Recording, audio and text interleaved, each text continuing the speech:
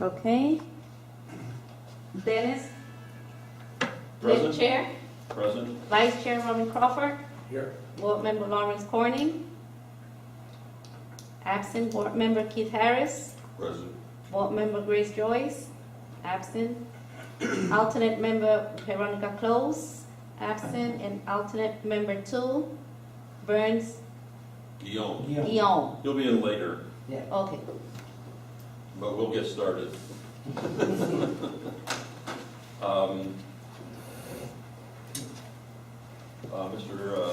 Mr. Cutney, would you fill us in as far as anything we need to know before we get started, or let's get the agenda approved? Do you have a motion to approve the agenda? I'll make a motion to approve the agenda. Second. Okay, motion is made by Mr. Harris, seconded by Mr. Crawford. All in favor, all opposed, the agenda is approved. The minutes, any comments on the minutes? You got a headache, or you having a stroke? With due respect to the town manager, the planning and zoning committee, likes to make recommendations, and sometimes it's not an easy yes or no issue, as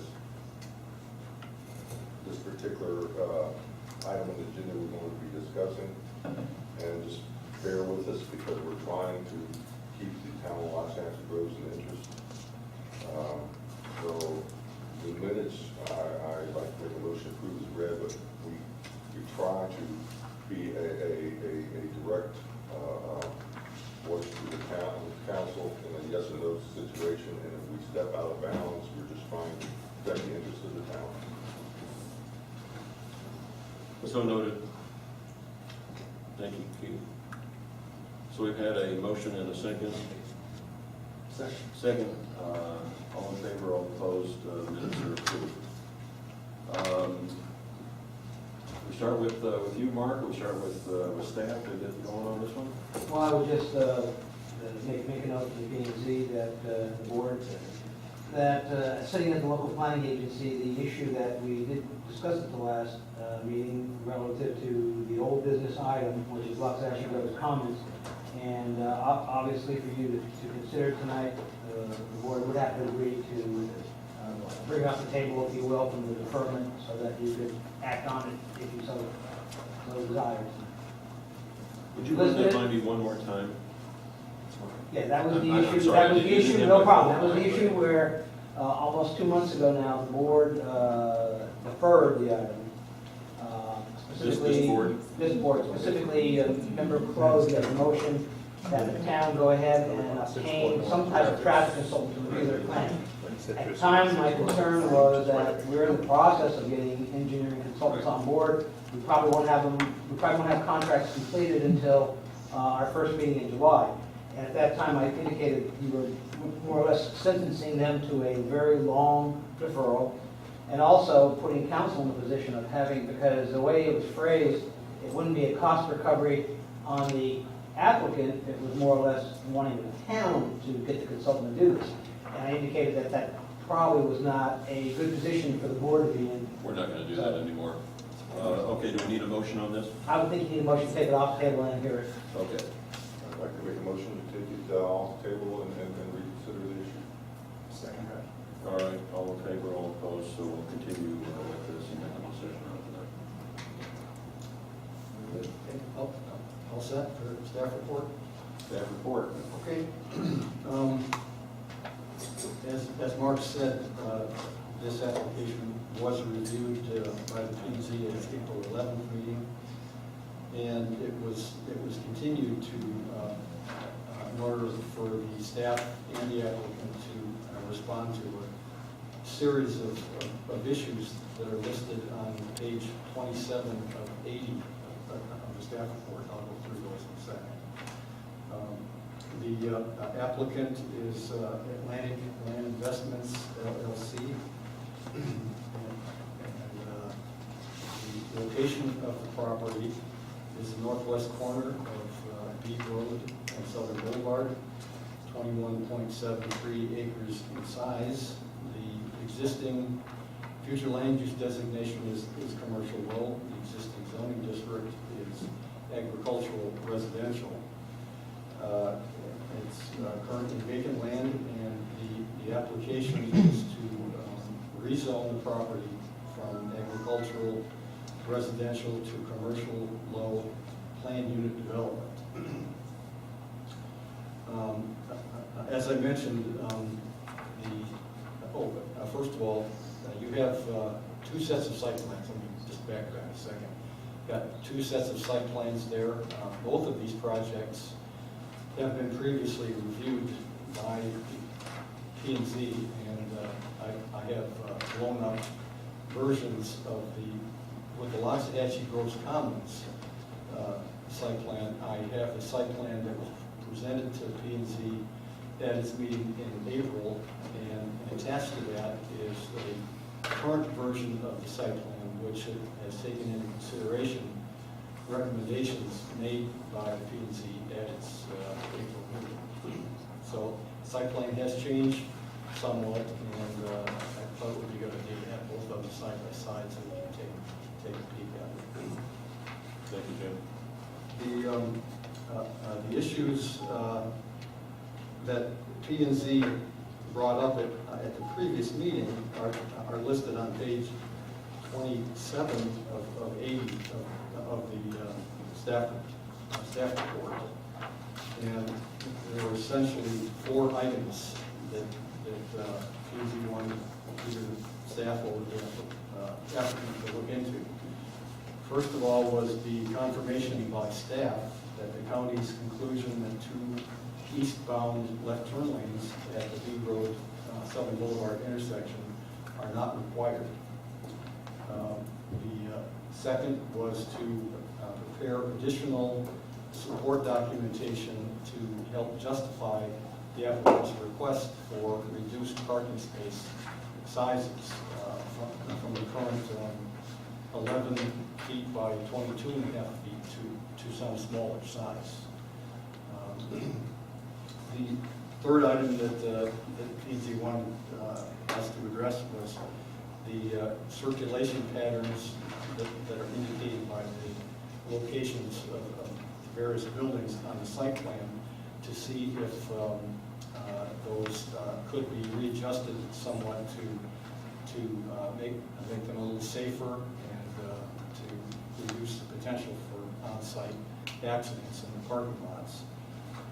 And then the final item was to take a look at the Southern Boulevard entrances to Loxahatchee Groves Commons in relation to the parking lot drive aisles and the parking space and the parking drive aisle designs to make sure that they were the safest possible in terms of directing vehicular flow on site. Now, the first of the requests by P&Z was essentially a request of staff, and we talked to Nick Uren at the county's traffic division. He's since been promoted to the MPO said.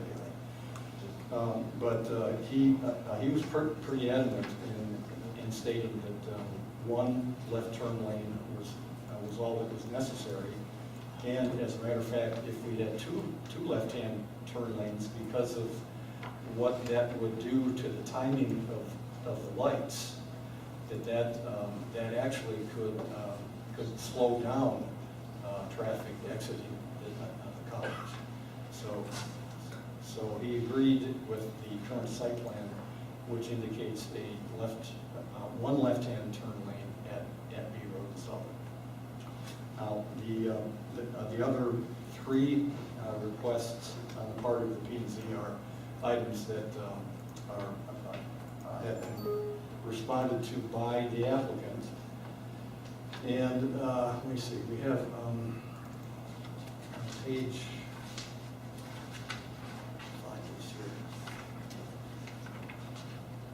Pages 36 through 38 of the staff report contain the applicant's responses to those questions. But we have the applicants here tonight to lead your presentation in terms of their responses and also how the site plan has been modified to take P&Z concerns into account. Guys, well, all right, let me read the staff recommendation first. Based on the revisions that... What page is that on? That is on 27 of 80.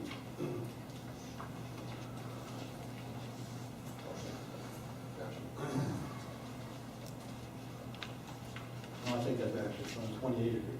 Staff recommends approval of rezoning 2013, subject to the conditions of approval that are presented in attachment B of the staff report. And after the applicant gets done with its presentation, I'll give you a brief presentation. The site plan is also presented to the RETAG,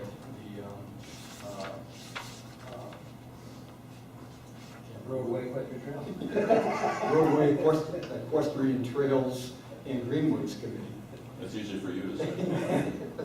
And this meeting, and they had a couple of recommendations to include in the site plan also. And we have had a meeting since the RETAG met with the applicant, and also Palm Beach State College was in attendance. Some of the recommendations of the RETAG would require some cooperation from the State College, and both of them indicated that they were willing to go along with the RETAG recommendations, which I'll get into after the applicant makes his presentation. Mr. Benz, you're up. Thanks, Jim. As you know, my name is Bob Benz with the Land Design South. I'm here with my sidekick, Joe Lalonde.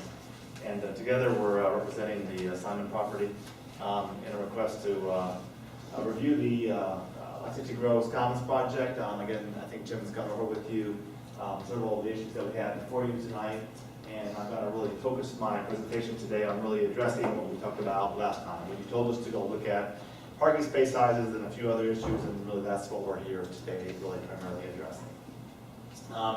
Again, just as a kind of a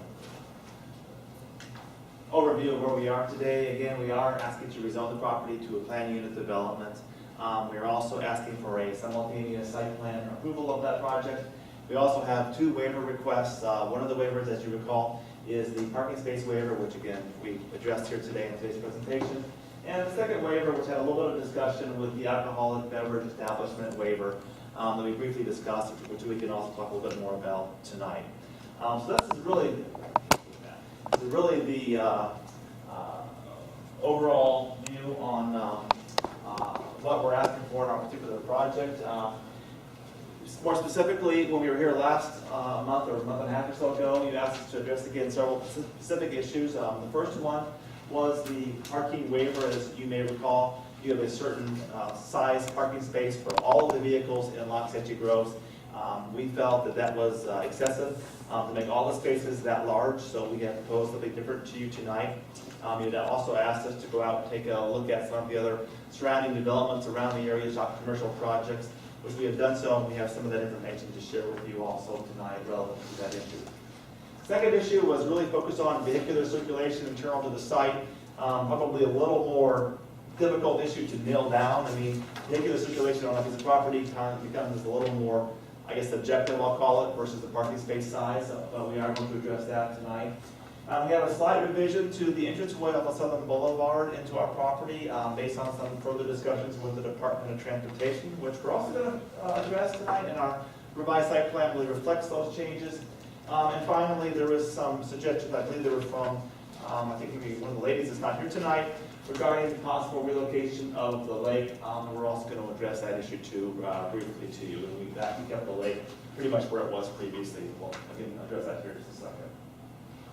Let me first talk about the parking space requirements and sizes.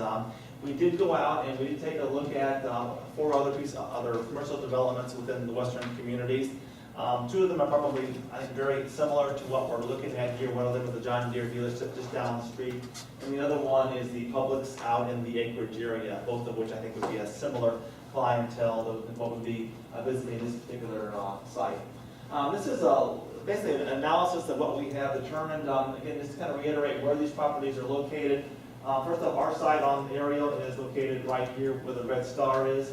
The first one, of course, is the Seminole Orange Retail Public Shopping Center, which is out in the acreage, and that's up here at the top of your screen, that little purple star there at the corner of Orange and Seminole Whitney Road. The second one is the John Deere tractor dealership just down the street, a block or so away. And the third one, the fourth and final one is the Home Depot Center. Not the fourth and final one. The third one is the Home Depot. I'm sorry, that's Crestwood. I apologize. This is the Crestwood Publix, and the fourth and final one is the Home Depot down at Southern Boulevard and State Road 7. So this is kind of an overview of the information that we discovered by viewing them. Clearly, one of them stands out more than the others, and that is the John Deere dealership, which you probably would expect. I mean, that is a tractor dealership. The first column here, of course, identifies the name of those particular retail centers. The second one is the percentage of vehicles in the parking lot that were dual access. And as you can see, the majority of them were less than one, and typically there was only one vehicle in the parking lot that was a dually, with the exception of the John Deere dealership. And the third column basically identifies the percentage of trucks in each of these parking lots based on what we saw when we went out to visit the actual centers themselves. So as you can see by this chart in our brief analysis, which we did put in writing and presented to Jim, which you probably have in your package tonight, you can see that there's relatively, extremely small percentage of the vehicles are actually dual axle vehicles. There's of course obviously significantly larger percentage of vehicles that are actually trucks. But again, the only area where it really is significant again is at the John Deere dealership. And once again, you probably would expect that because that is a tractor farm dealership. I think the conclusion that we've drawn from this information is that yes, there are trucks, of course, as there are in other places throughout the county that do visit these other three centers, but the number of dual axle vehicles is very, very, very small, and almost, in most cases, it was one or two vehicles in the entire parking lot. So, if I could give you a suggestion, Tom. sure. Because this will, anyway, you're giving us a snapshot. We are. Keith, what's the weight on a dually? Over 6,000. Because I think if you just went to the motor vehicle department and just got the number of vehicles over 6,000 pounds in 33470 versus the total number, I mean, that's a number that you can present to the town council that's not, from 4:30 to 6:30 on one day of the week in May. I'm not sure if that actually would address, you'd have to look at it and see how it relates to dual axle vehicles versus a regular pickup truck. I think the For same. example, logic a Land needs to Rover be used. would qualify as a heavy vehicle over 6,000 pounds. Just give you an example. You yourself said that you have a long bed truck and it's difficult to drive out and it's not a dually. And I agree with that, right. Well, the other thing is just look at the same logic that's used on the handicap spaces.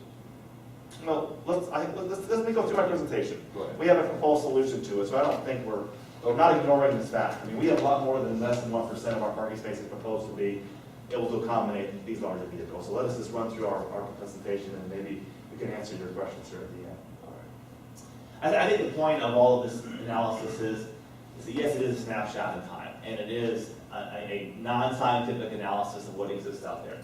However, I think to say that 100% of the parking spaces on site to be able to accommodate the largest vehicles in Loxahatchee is, in this economic, or this environmentally friendly era that we live in, is probably not the greenest thing to do for Loxahatchee Groves, nor is it for us as representatives and developers of a retail shopping center. So I think we do have a proposal, and we'll present it to you in just a moment.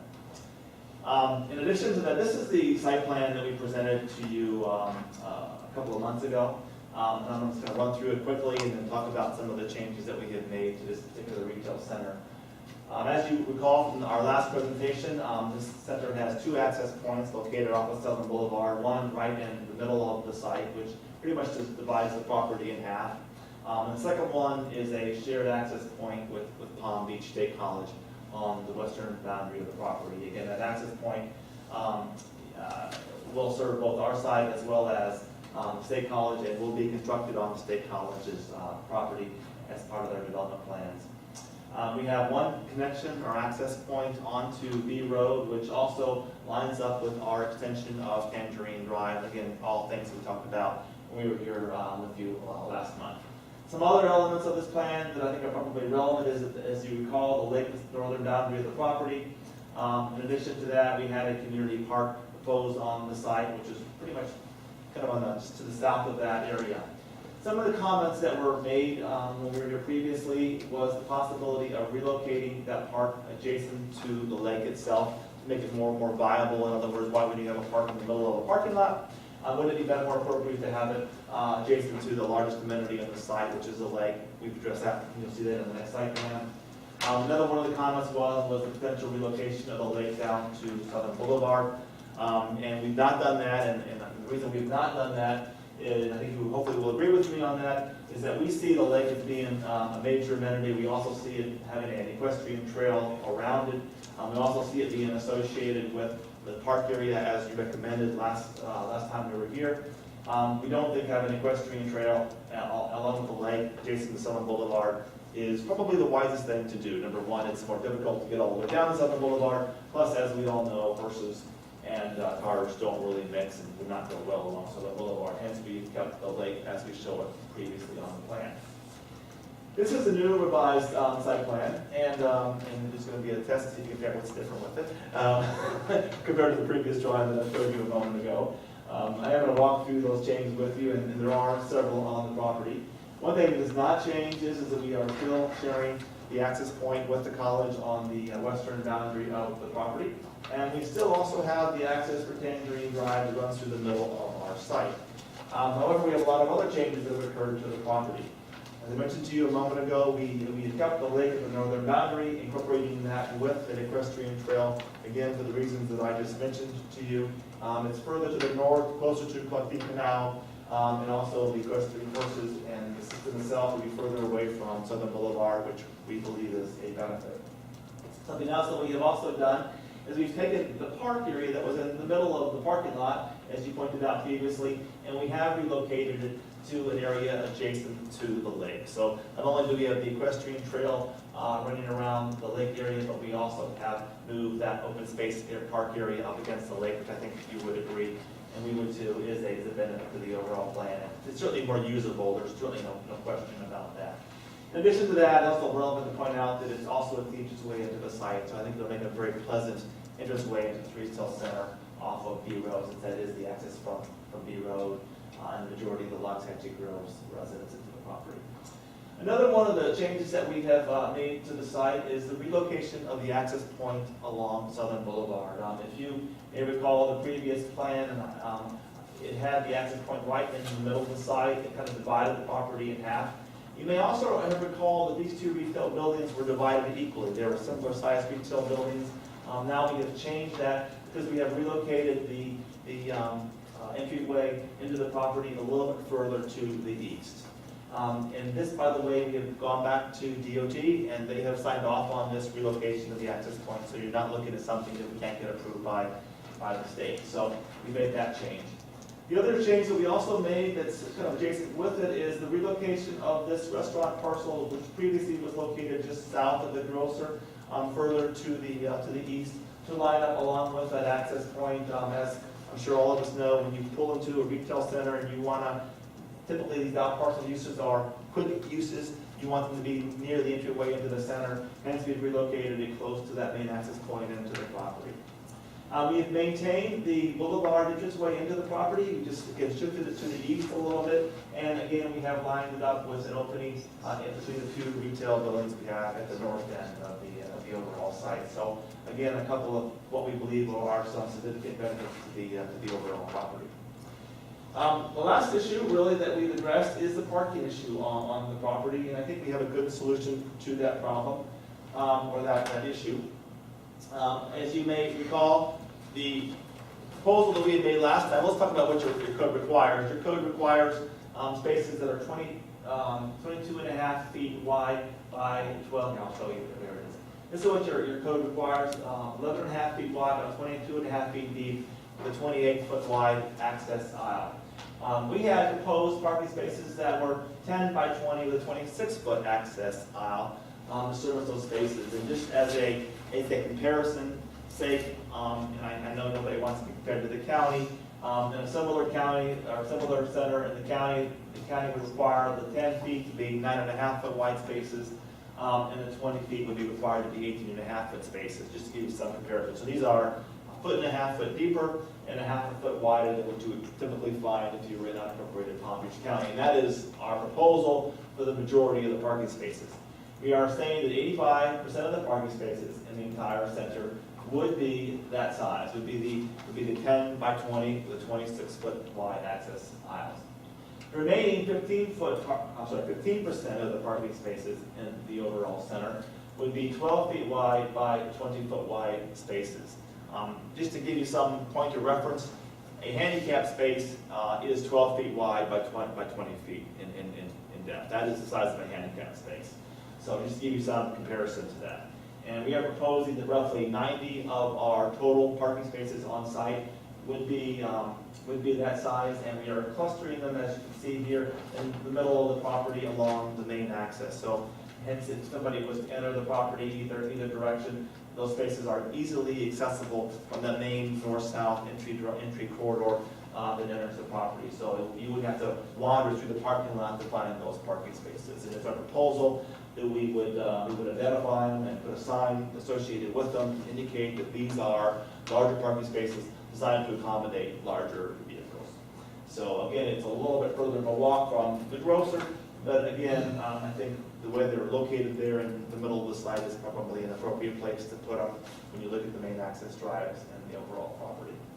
Another point that is relevant is that we are not proposing any of those concrete wheel stops that you have on parking spaces that you have out here in this parking space or in this parking lot. So in other words, when you pull into a parking space here, you can pull straight through. You don't have a concrete wheel stop there that prevents you from driving through. And the major reason why we are not proposing them originally, we've changed it now, by the way, to argue this for the trucks, but the original concept was because it's a tripping hazard, typically in parking lots when there are accidents that occur and people fall. Often people don't see those wheel stops and trip over them. I have another that did just that, actually. But in addition to that, it makes it more maneuverable within the parking lot. If you have a larger vehicle, you can back it out, you can pull it through. It gives you a little bit of more maneuverable room in the overall center itself. So those are a couple of proposed changes that we think will help accommodate that particular issue. Once again, 15%, roughly 90 of the total parking spaces in the overall center are proposed to be those larger spaces. The last issue that I don't really have a slide for, but I just want to address it again because it is another waiver and I don't want us to forget about it. It is the waiver relevant to alcohol on the site. We are adjacent to a college campus, as we all are very well aware, and hence there is a potential prohibition from us being able to sell alcohol on site as a standalone facility. This basically would not prohibit a restaurant from being able to sell beer and wine, but it would prevent a bar from being located on the overall property. We don't really have a problem not having a bar on the site, but we are concerned as it relates to the grocer not being able to sell liquor via a package store.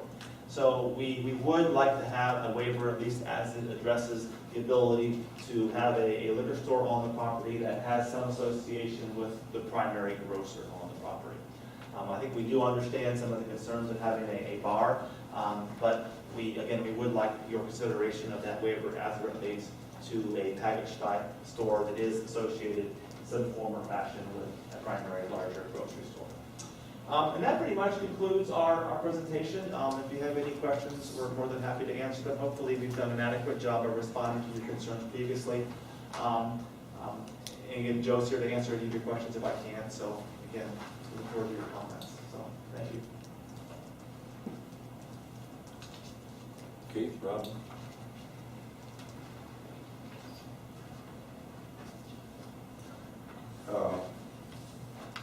The lake in the back, from the north part of the property, Jim or Mark, you might help me with this. Is there any way to see if DOT would consider this a detention area for their ponding program?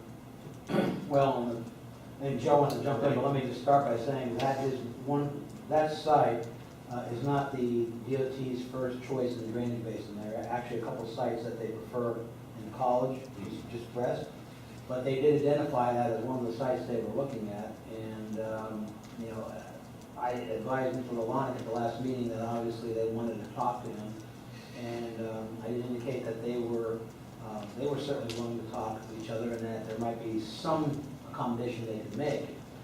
If DOT, my understanding, will only go to that site, however, if their negotiations fail with the college for the first site that they seem to like a lot.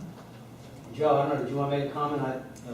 Actually, Mark, you covered most of it, but long story short is the college is number one. I think we're number 2 or number 3 on that program. The college, I think, is light years ahead of us in doing kind of a joint use program with DOT. If that fails, we have no problem trying to deal with them, you know, in terms of putting the water for the State Route 80 improvements in that pond, assuming that they can handle our compensating storage requirements in the right of way. And they think that they can. They think they've got that covered. So I think that they'll probably work out a deal with the college before they ever have to come to us. But the results are going to be the same. One of our projects will most likely handle that water from State Route 80. I would like to thank you for the consideration and the changes you made to your site. I appreciate the consideration of the oversized vehicle criteria that our development code has, and you're attempting to satisfy our requirements as well as the developer's pocketbook. I appreciate the understanding of our reluctance to have a full-service bar on property that close to the college, but I also understand to market this property to a large grocer. A lot of the large grocers are now have in-house bottle stores. So I appreciate and just wanted to thank you for the attempts that y'all made to honor our request.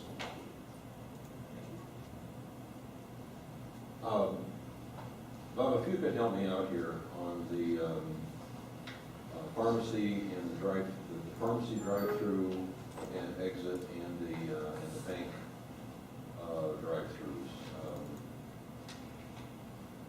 It seems to me like that, at a particularly busy time of day, that this may be problematic, or do you see this as not a problem, or would there be another place to move the bank to,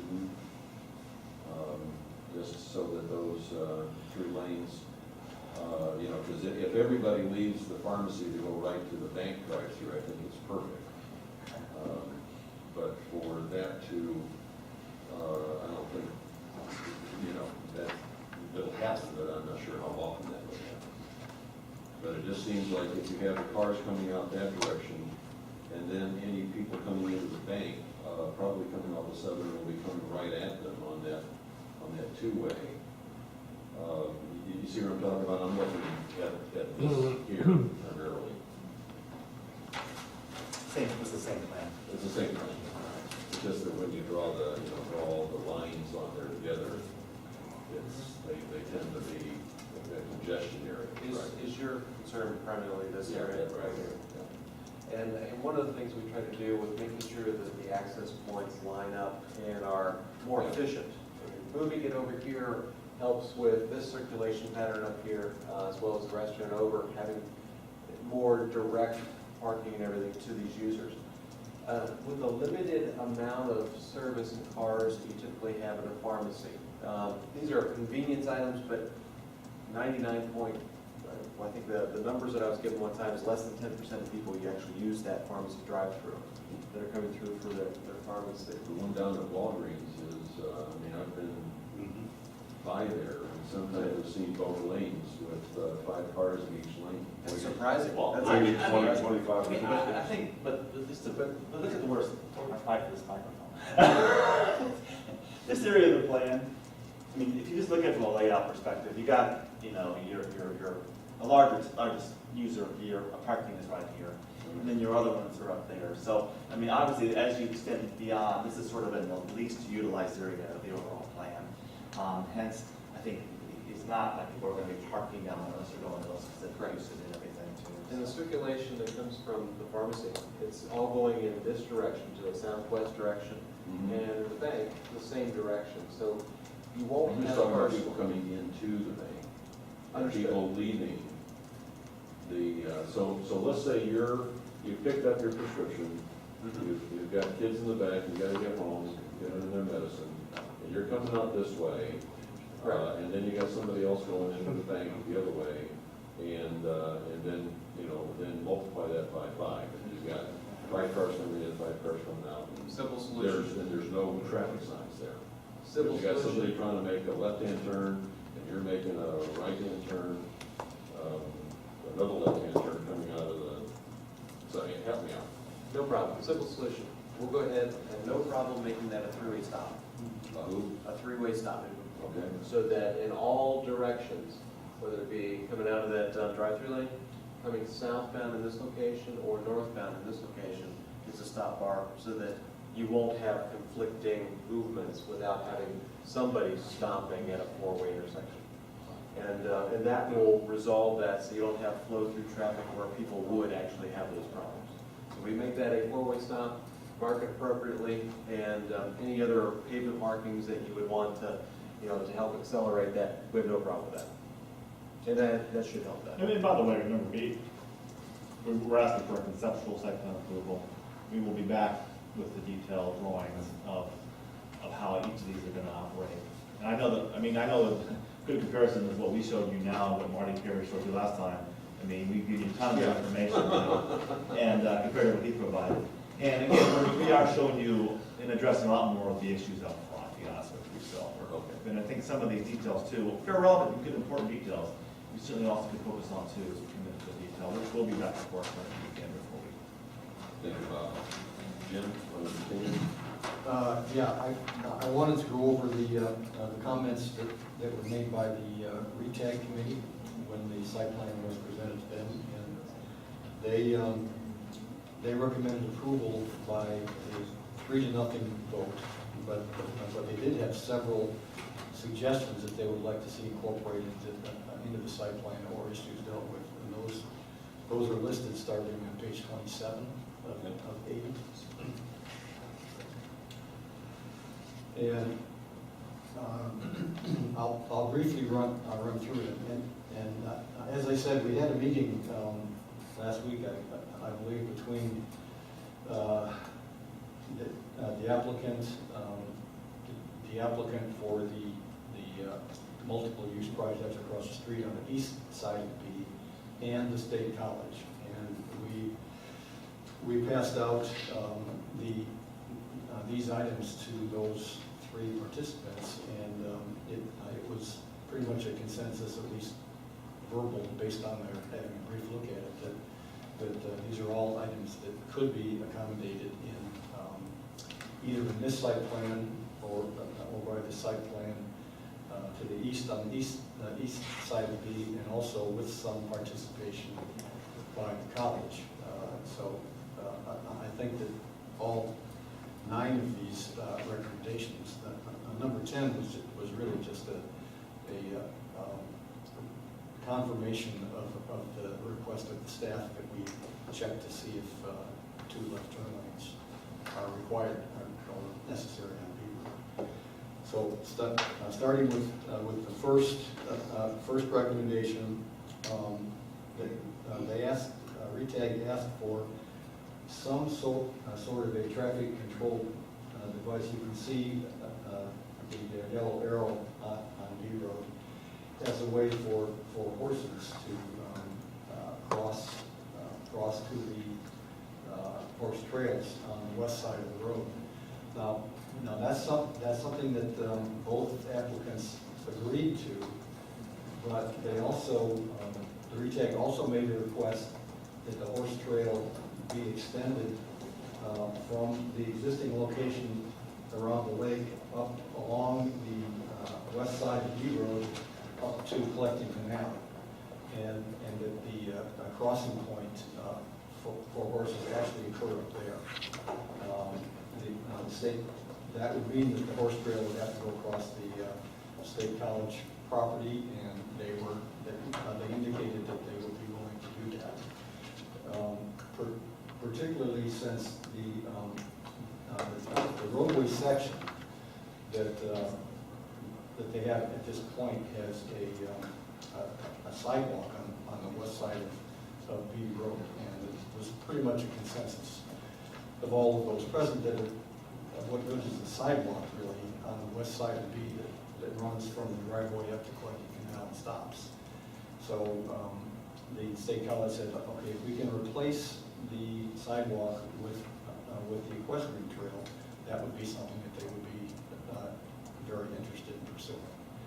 So either we're going to have some sort of horse crossing control, or we're going to extend B Road up to Collecting Canal and have the horses cross up there, which is the preferred option of all three of the parties. Yeah. And I think pretty much everyone. Just a question there, how does the horses get across the Collecting Canal? Well, Get a real good run going? well, the way that is proposed now is that the horse trail be extended eastward along the Collecting Canal easement over to C Road. And then one of the conditions of approval that I think P&Z put on that project was that they build a horse crossing over the canal at C Road. So it's a little bit out of the way, but there is a way to get across.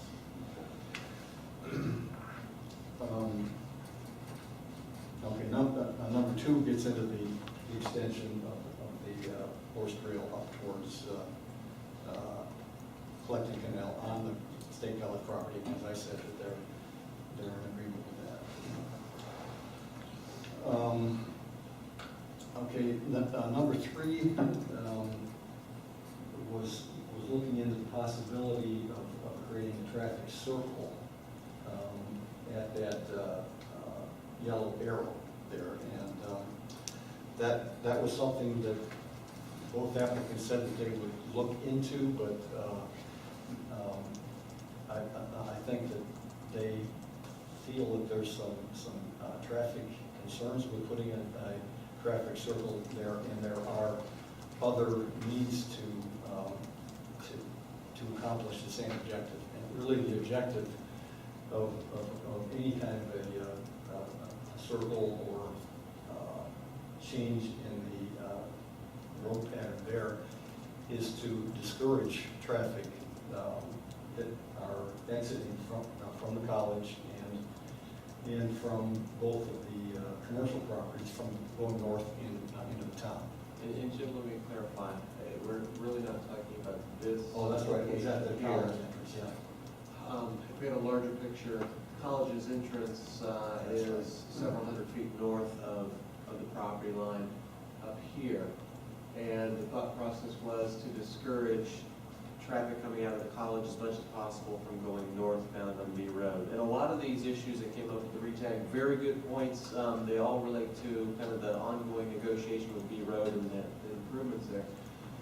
But the thought process was to put a roundabout there to discourage people from going north. Now, roundabouts don't necessarily discourage, they help circulation, flow easier.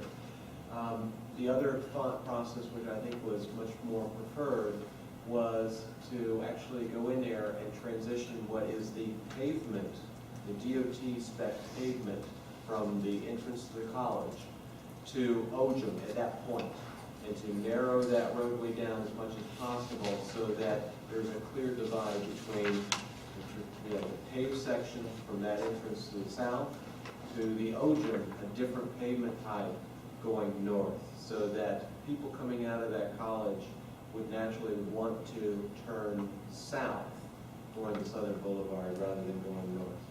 And to discourage it further by having speed humps close to that actual point, so that when you look up that street, you sit there and say, you know what, that's probably not the best way to go. And that was the thought process. So, and we need to work all these details out amongst the college and with our neighbors to the east, but those were some of the comments that would come up. Sorry, Jim. Well, no, that's a, that's a good correction, yes. That's right, the roundabout was proposed at the college, it's not in the And in conjunction with that, the RETAG recommended that local traffic only signage be placed on B Road north of the college entrance. And that also to also promote the feeling that you're traveling into a rural area, that they're recommending that paving on B stop at 660 feet north of Southern Boulevard or at the college entrance, whichever is the most appropriate location. So they're saying pave northward from Southern Boulevard to college entrance, and then do the Ojum north of that, all the way up to Okeechobee, and then place local traffic home signs at the location where it changes from pavement to Ojum. Okay. And let me see here. And they also recommended that signage be placed on Okeechobee Boulevard at Folsom, directing traffic to the college down Folsom. And at the meeting that we had with the college and two applicants, the college suggested that rather than at Folsom, that the sign should be at Crestwood, because most of the traffic that gets to, or all of the traffic that gets to Folsom to turn would also pass by Crestwood. Yeah. And the college said that they had had some experience in doing that, and they would be more than happy to coordinate with the county to get signs up saying, if you're going to college, take a left on Crestwood and go on Summit and exit the college that way. Okay, let me see. And then also, there was a recommendation that any place where the equestrian trails came close to commercial buildings, that fencing be replaced to make sure that there was no conflict between the trails and the buildings. And finally, the last two recommendations were pretty much general to comply with the RETAG set of design and sign guidelines that they've adopted, and to retain any plans to the extent possible. Now, staff has taken all of these recommendations and incorporated them in our recommendation of approval, which I included in our report. Starting on page 32. So I would think that the RETAG did a really fine job of reviewing the site plan, made some good recommendations, and we incorporated them within the recommended conditions of approval. So my last comment is on the proposed waivers. We're recommending that the 750-foot separation criterion between alcoholic beverage establishments and the college be waived. And also we're recommending, as proposed in the site plan, that 91 of the spaces be designed at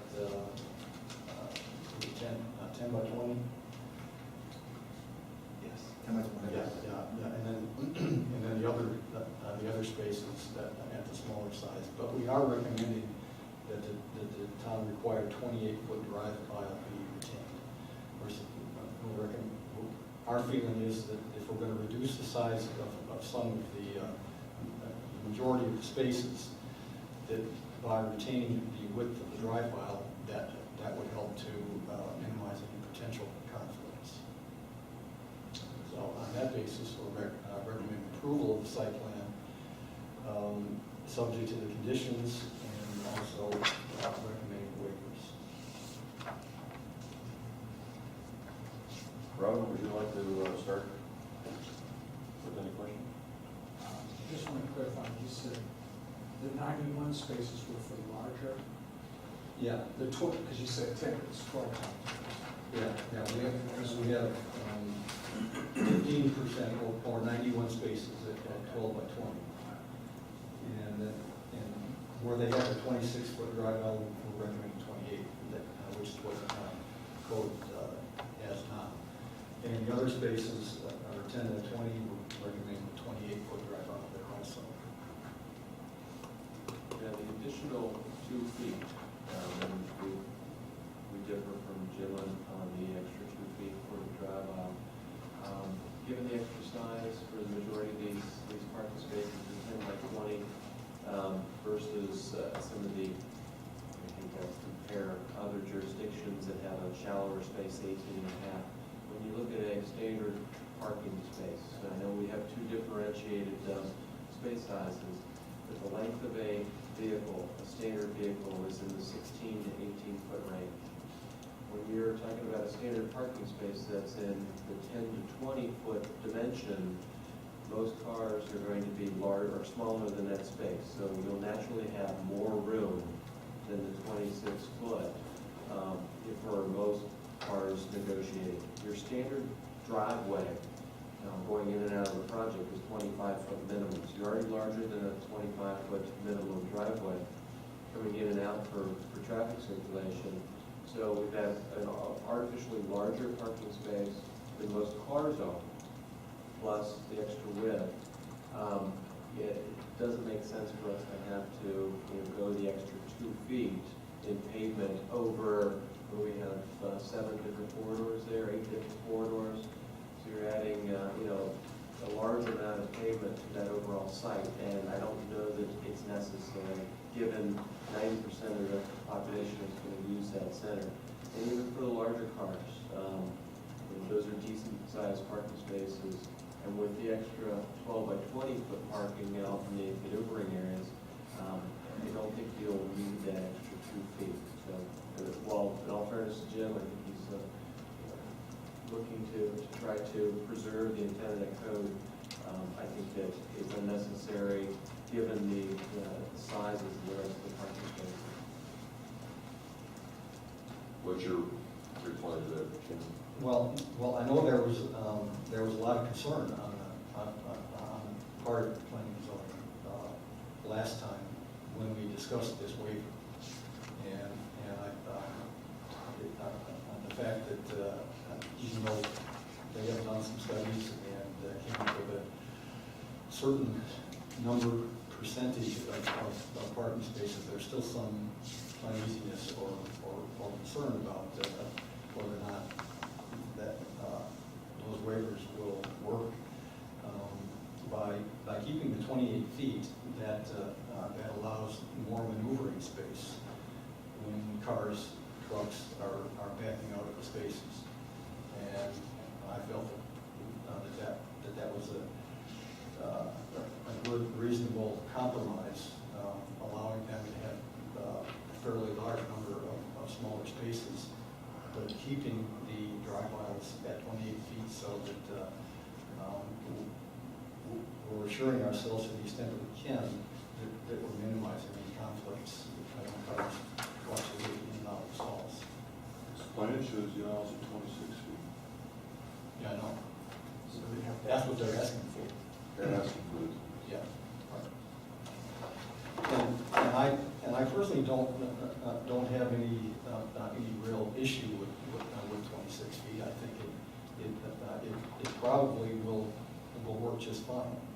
The extra two feet I'm saying let's go with the code to give the town a more level of comfort with backing off on the space sizes.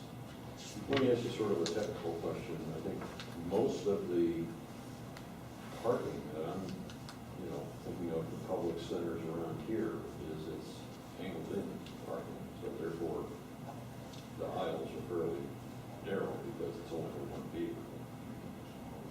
Whereas these look like two-way sort of things, which gives you a huge amount of room. To me, if you're pulling backwards, and I have a truck that's under, and pulling backwards, at an angle, no issue, because there's, I'm not worried about anybody else coming at you from the other direction. But doesn't the 45-degree angle parking design take more space, Takes up less a lot. spaces? It takes Not up, as efficient. it takes up more asphalt. Yeah.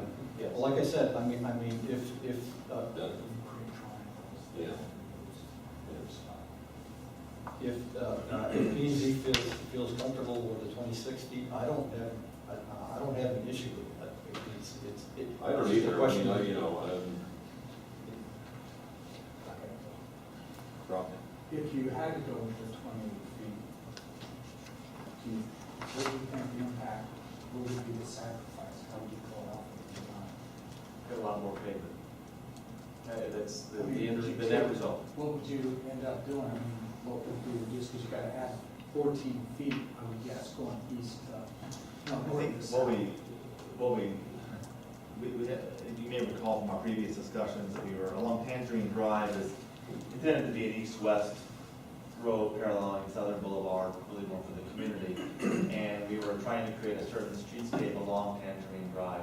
And if you may recall, we have the buildings on one side with an arcade and a walkway there. On the other side, we had a kind of another walkway and some seating areas and a green space there on the south side of that drive, which is really, I think get rid of the word, so. There we go. It's very right through here. I mean, that's what seems to suffer, is that open space area got smaller. So it's just less green space. The other thing I just want to add on to what Joe said too, I mean, this is a parking space, and I'm pulling into my parking space. The narrower that parking space is, the wider my access aisle has to be. And that's the way it works, basically. Because the normal width of an access aisle ranges from 24 to 26 feet. I mean, I frankly have never seen it more than 26 feet. So, so in other words, if I've got a really narrow, if I got an 8.5-foot parking space, then I need 26 feet to be able to curve in to get in.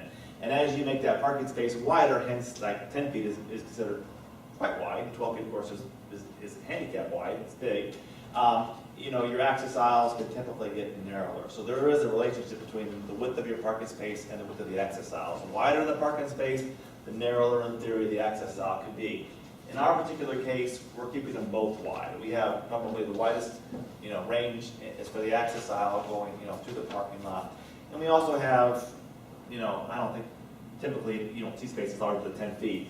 10 feet is, and we're going from 10 to 12 feet, so we have large parking spaces too. So really, I think we're doing big in both cases, actually, where we're doing wide aisles and we're doing, wide parking spaces too. So, this is one last compromise, I don't know if you consider if you did one of the aisles, if instead you had a blotter, which made a lot of sense, but what if you ran the large parking going east to west, and you just did that aisle? one aisle. This one Just to is wide. consider.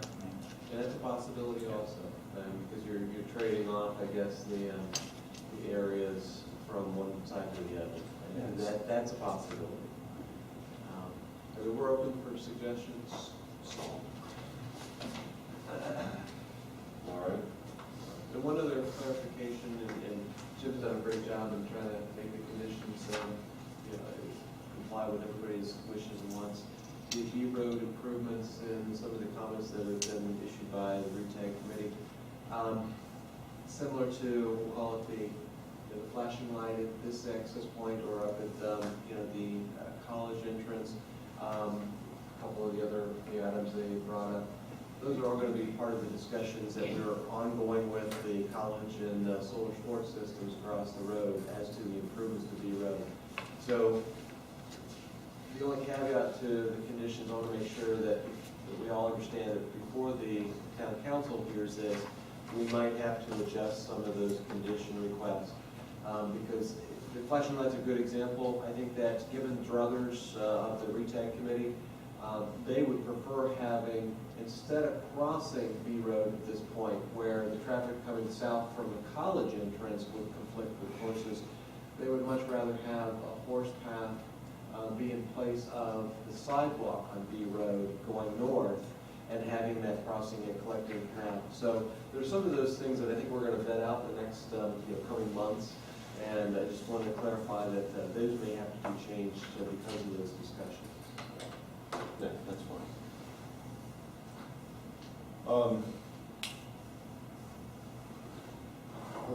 Yes, sir. May I ask how many parking places you have over the minimum requirement for this development?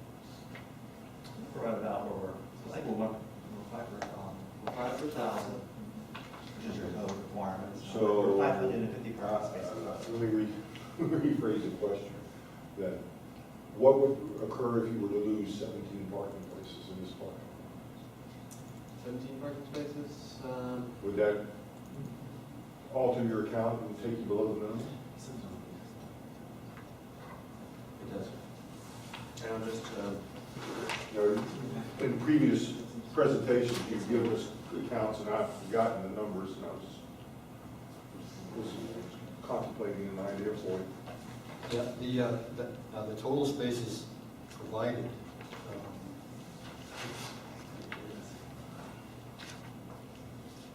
Jim, do you have that data? I'm looking at the plan real quick. So you got 550 versus 473. yeah, on the previous site plan, here it is. 550 provided, 473 required. So there's substantial more provided than required, yes. Now, The reason why I asked, I was looking at the area between the pharmacy and the building G. The area between the pharmacy and building G, as Dennis had pointed out, problematic conditions, which you drive through the pharmacy and the bank. I don't know how this would affect you, but you have 17 parking places between that pharmacy and building G.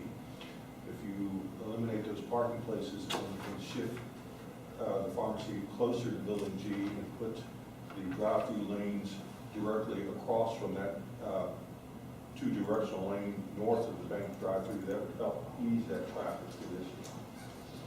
let me make sure I understand the concept. So we have a quadrilateral. You have 17 parking places right here, you have 10 and 7. Okay.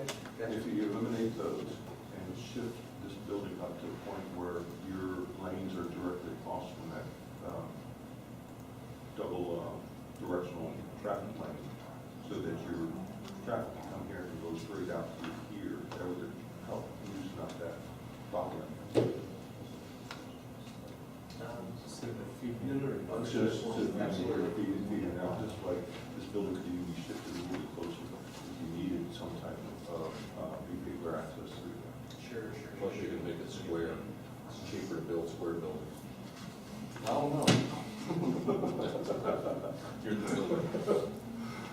And there may be an option of actually taking those 10 spaces here in the access aisle and moving it right down here. So you actually have an access aisle right from the entry to that building. Does the same thing you're talking about?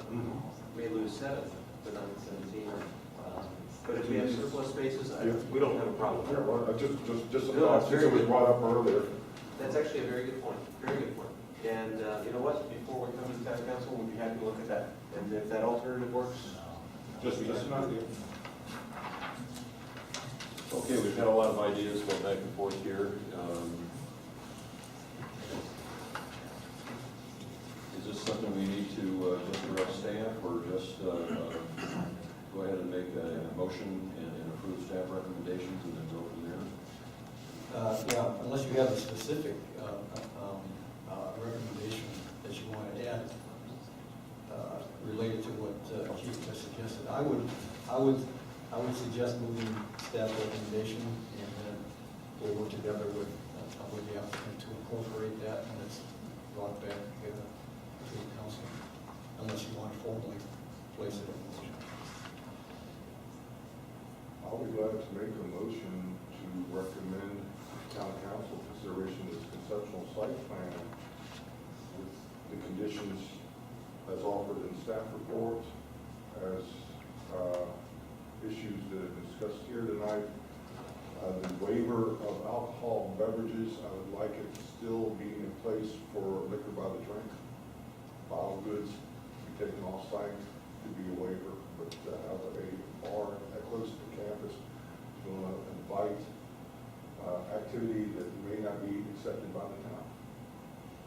You know, if they want to have alcohol, they can go and buy bottled goods, and they can go elsewhere. But to create to waive an alcoholic beverage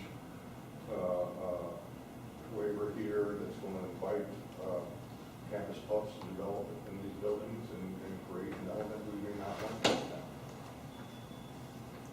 Okay, we have, and I don't have the code with me, we have a specific definition of what constitutes an alcoholic beverage establishment.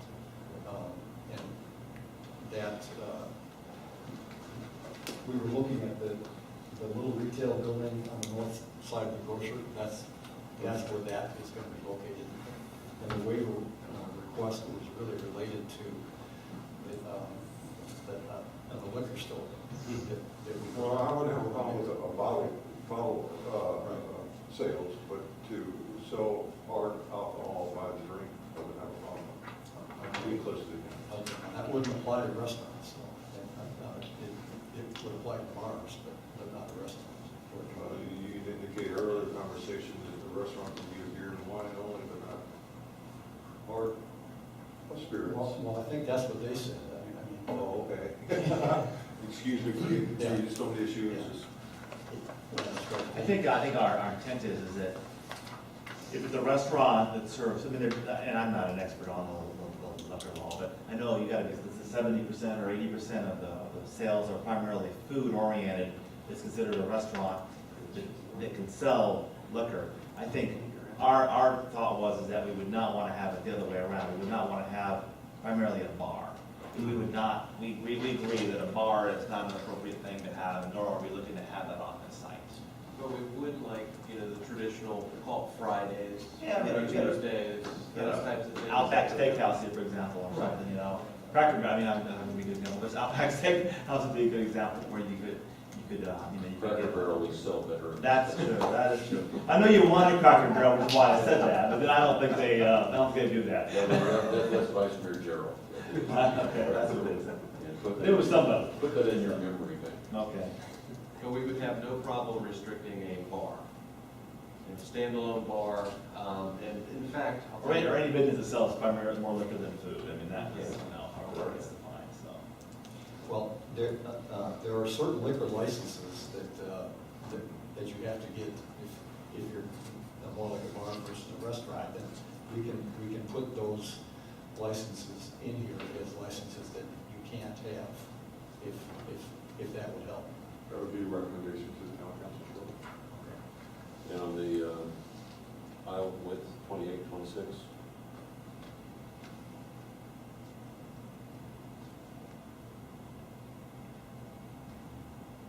I'd like to stay with 28.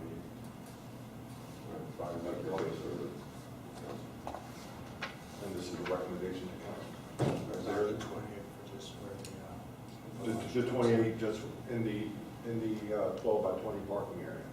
And maybe I know you commented about having one row, which is probably not, maybe difficult, but what we can do is we can cluster them a little bit more on 2 or 3 of the rows, so that being 4 or 5 of the rows. So we can impact this maybe 2 or 3 of the rows, and we would just have those rows as having, we still would have 50% of the parking spaces, but we'll just try to impact less.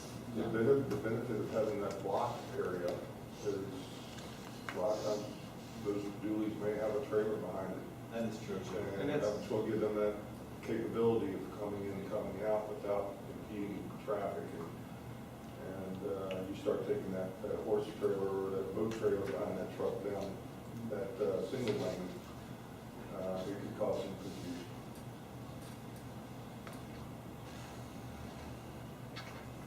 Okay, So much.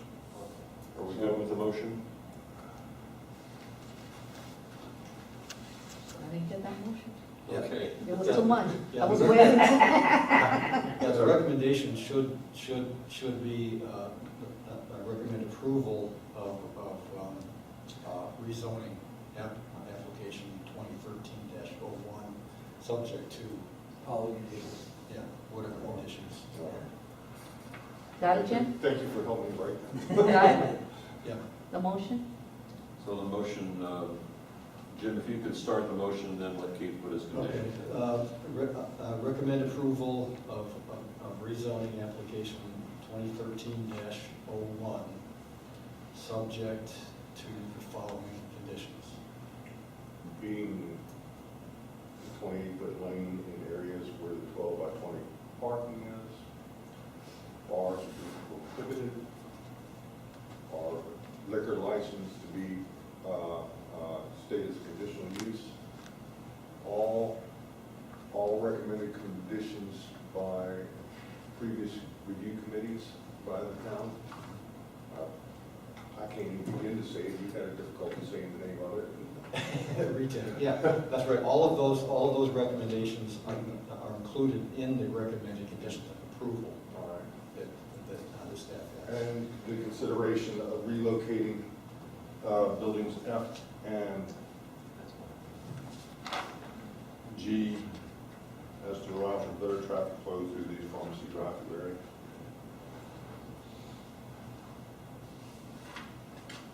And liquor as a package waiver of whatever the 750-foot beverage thing.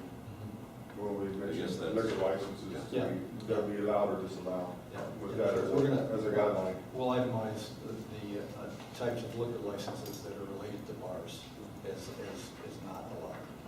Okay, is there a second on that? Second. Second.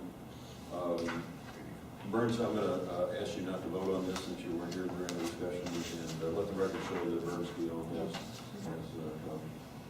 So all those in favor, signify by saying aye. Aye. All those opposed, same sign. Motion passed. Thank you very much. Do appreciate everything. Let's get busy, boys. How many years, Dennis?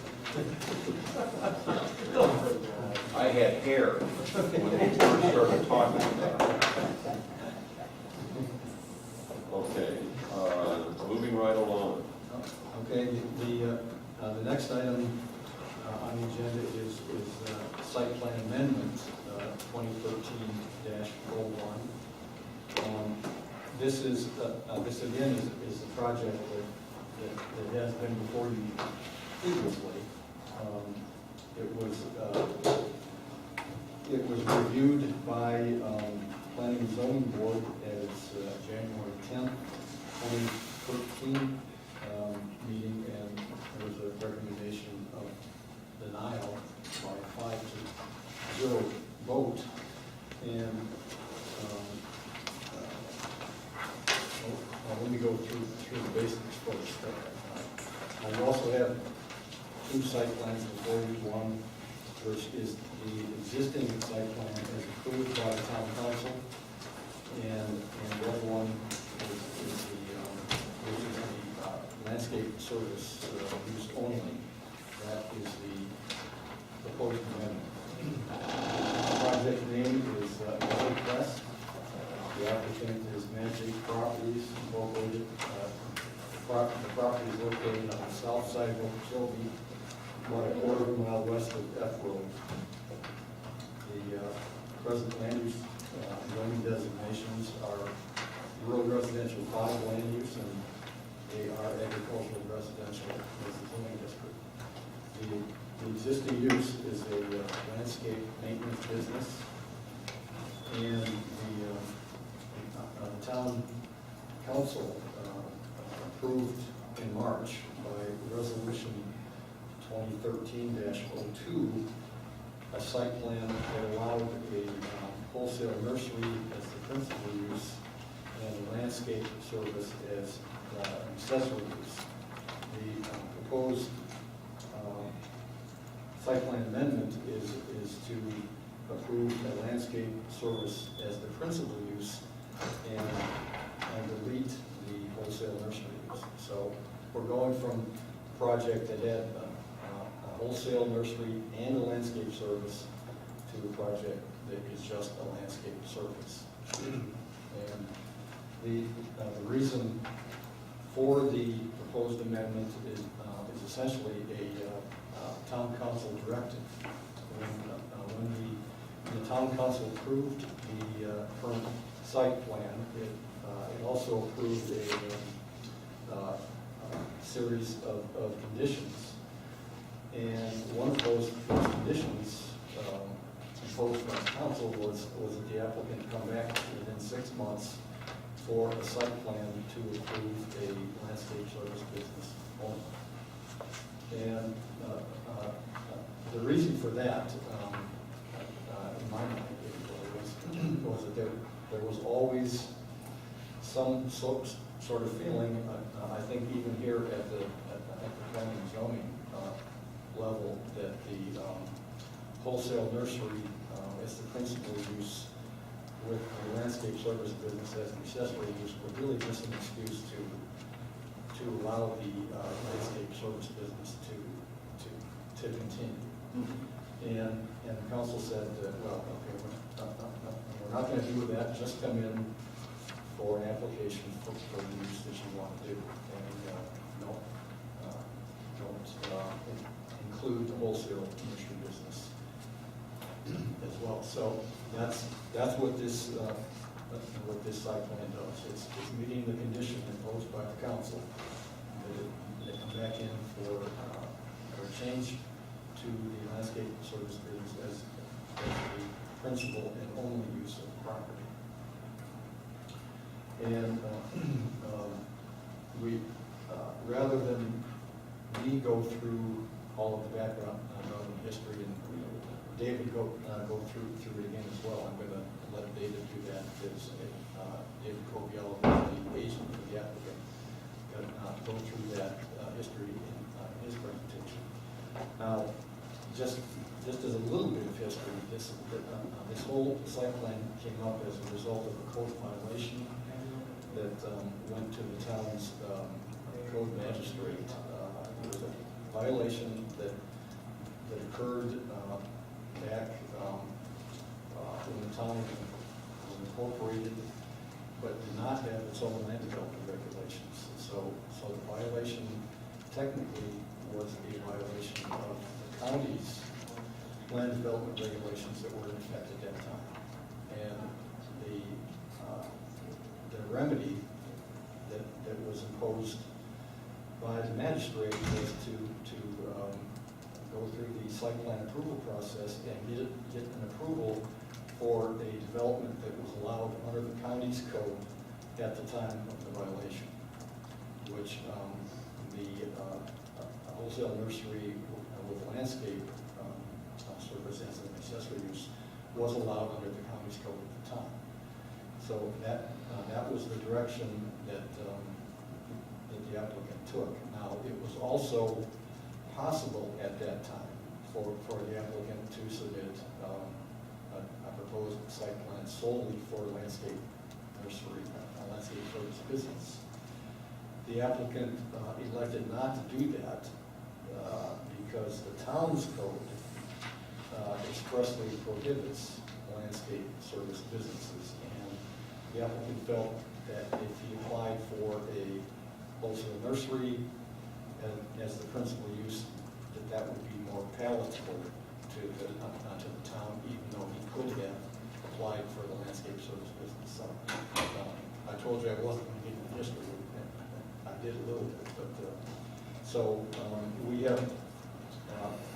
we've taken the site plan, the revised site plan, and compared that with all of the county regulations that were in effect at the time of the violation, and concluded that the site plan meets all of the county requirements. And on that basis, we're recommending approval of the site plan, subject to the conditions that we have listed on pages 76 to 80. And on that basis, I'll turn it over to David so he can run through a little bit of brief history and also the contents of the site plan, and also some of the actions that the applicant has undertaken to address some of the town's concerns over the initial operation. Mr. Chair, members of the board, David Coviello, I'm here on behalf of Atlantic Properties 5 LLC. We're glad to be back before you. I think Jim went through somewhat of the history. And, I think you were all present at the last time we appeared before you, so Mr. Chair, if it's necessary, I'll run through the history, but I think you're all intimately familiar with the site plan and the issues. Yes. Keith? Rob? Fine. Gil? So basically, we're here because the council, at the council meeting, they thought it was a better route for us to come in as just a landscape service company.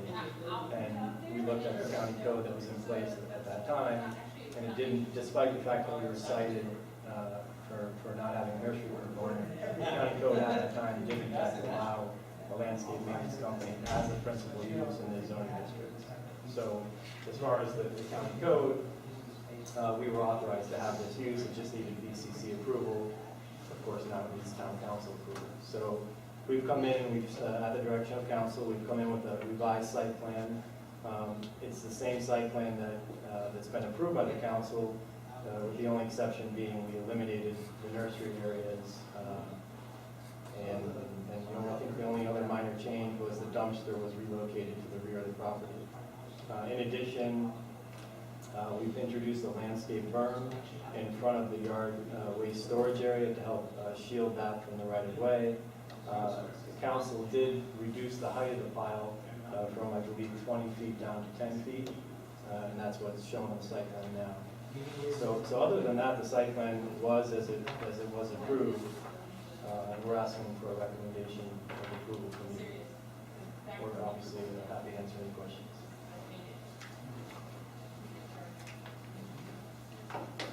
Keith? Oh, Burns, I'm sorry. Start with Burns. I'm just going to be clear. In terms of the recommendation, the last time you were here, there were certain recommendations that were made. Each one of them and what changes you made to rectify this recommendation, to address this recommendation? The concerns raised by this board? Yes. Yes. There was a need for a handicap space, which we introduced in the site plan, adjacent to the existing office building. The pervious area, it was requested that be shown as 70%. So we recalculated that, and it's now shown as 70%. The 50-foot setback, any new buildings must comply with a 50-foot setback, and we're not proposing any new buildings here, but we've agreed that should we build any new buildings, they'll comply with that setback. The existing septic tank and drain field was not working. That has since been replaced, repaired. So all those conditions were actually satisfied prior to going to council last time. In addition, actually, since council, although we didn't incorporate the nursery component because we knew we were coming back, we did address a number of issues in the resolution, including an installation of a Knox box at the front entry gate.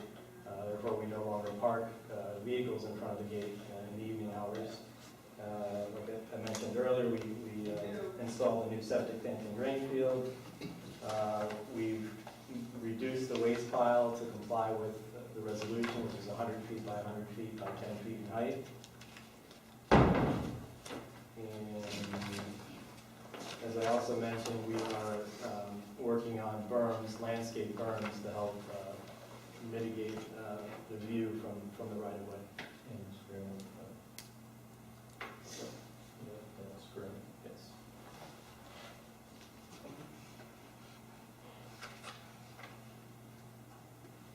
Yeah, each of the concerns that were raised by PZ before have been complied with or have been shown in the site plan is items that will be taken care of.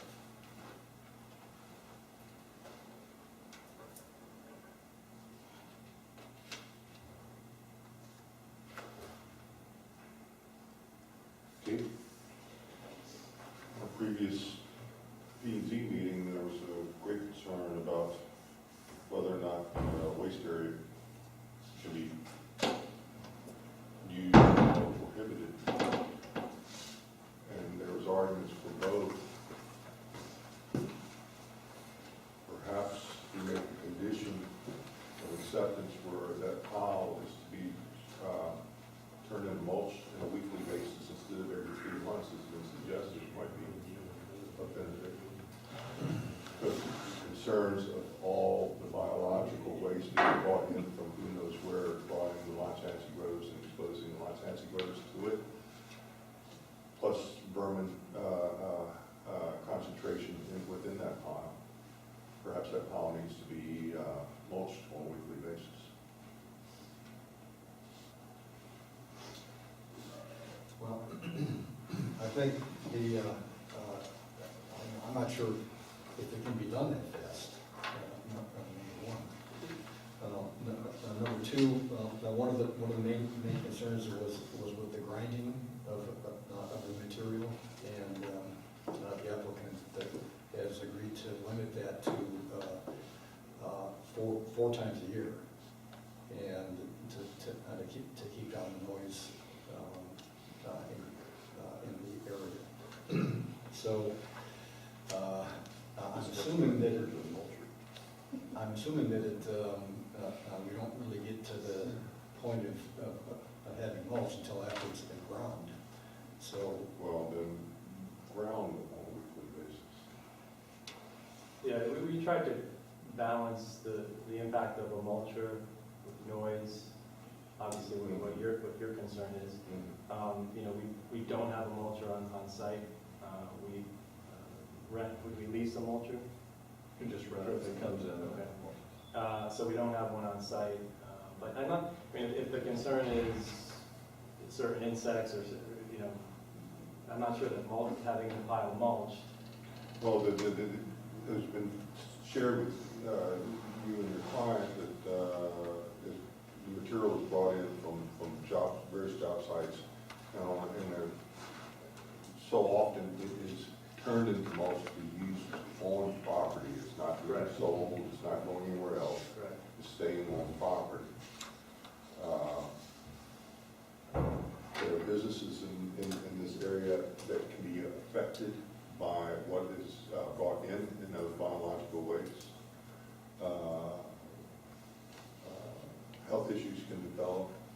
Ground water quality can be compromised. So I understand the expense of having to take that material from a off-site location into a approved landfill each day.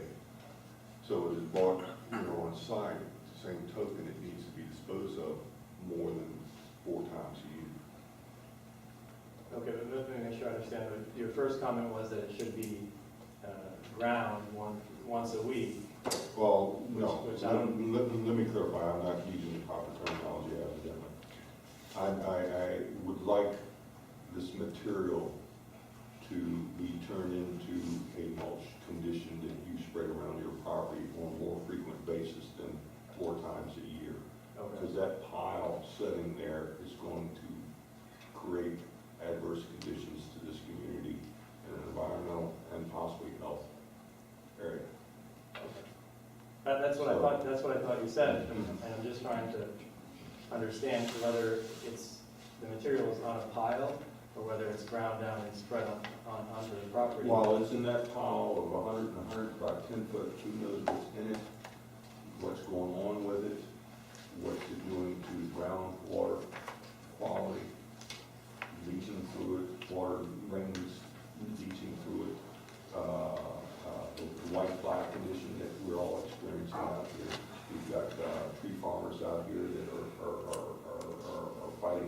issue and to have biological waste brought in from all parts of Palm Beach County and stored here for months at a time without being turned into another material source that is less likely to contribute to concerns of the town's environmental quality would be beneficial. Okay, that's what I'm struggling with. I'm not sure if there's a difference between having the pile, it's the same material, right? It's So the same if there's material, something- yes, if but there's something wrong- it is treated and spread out around your property.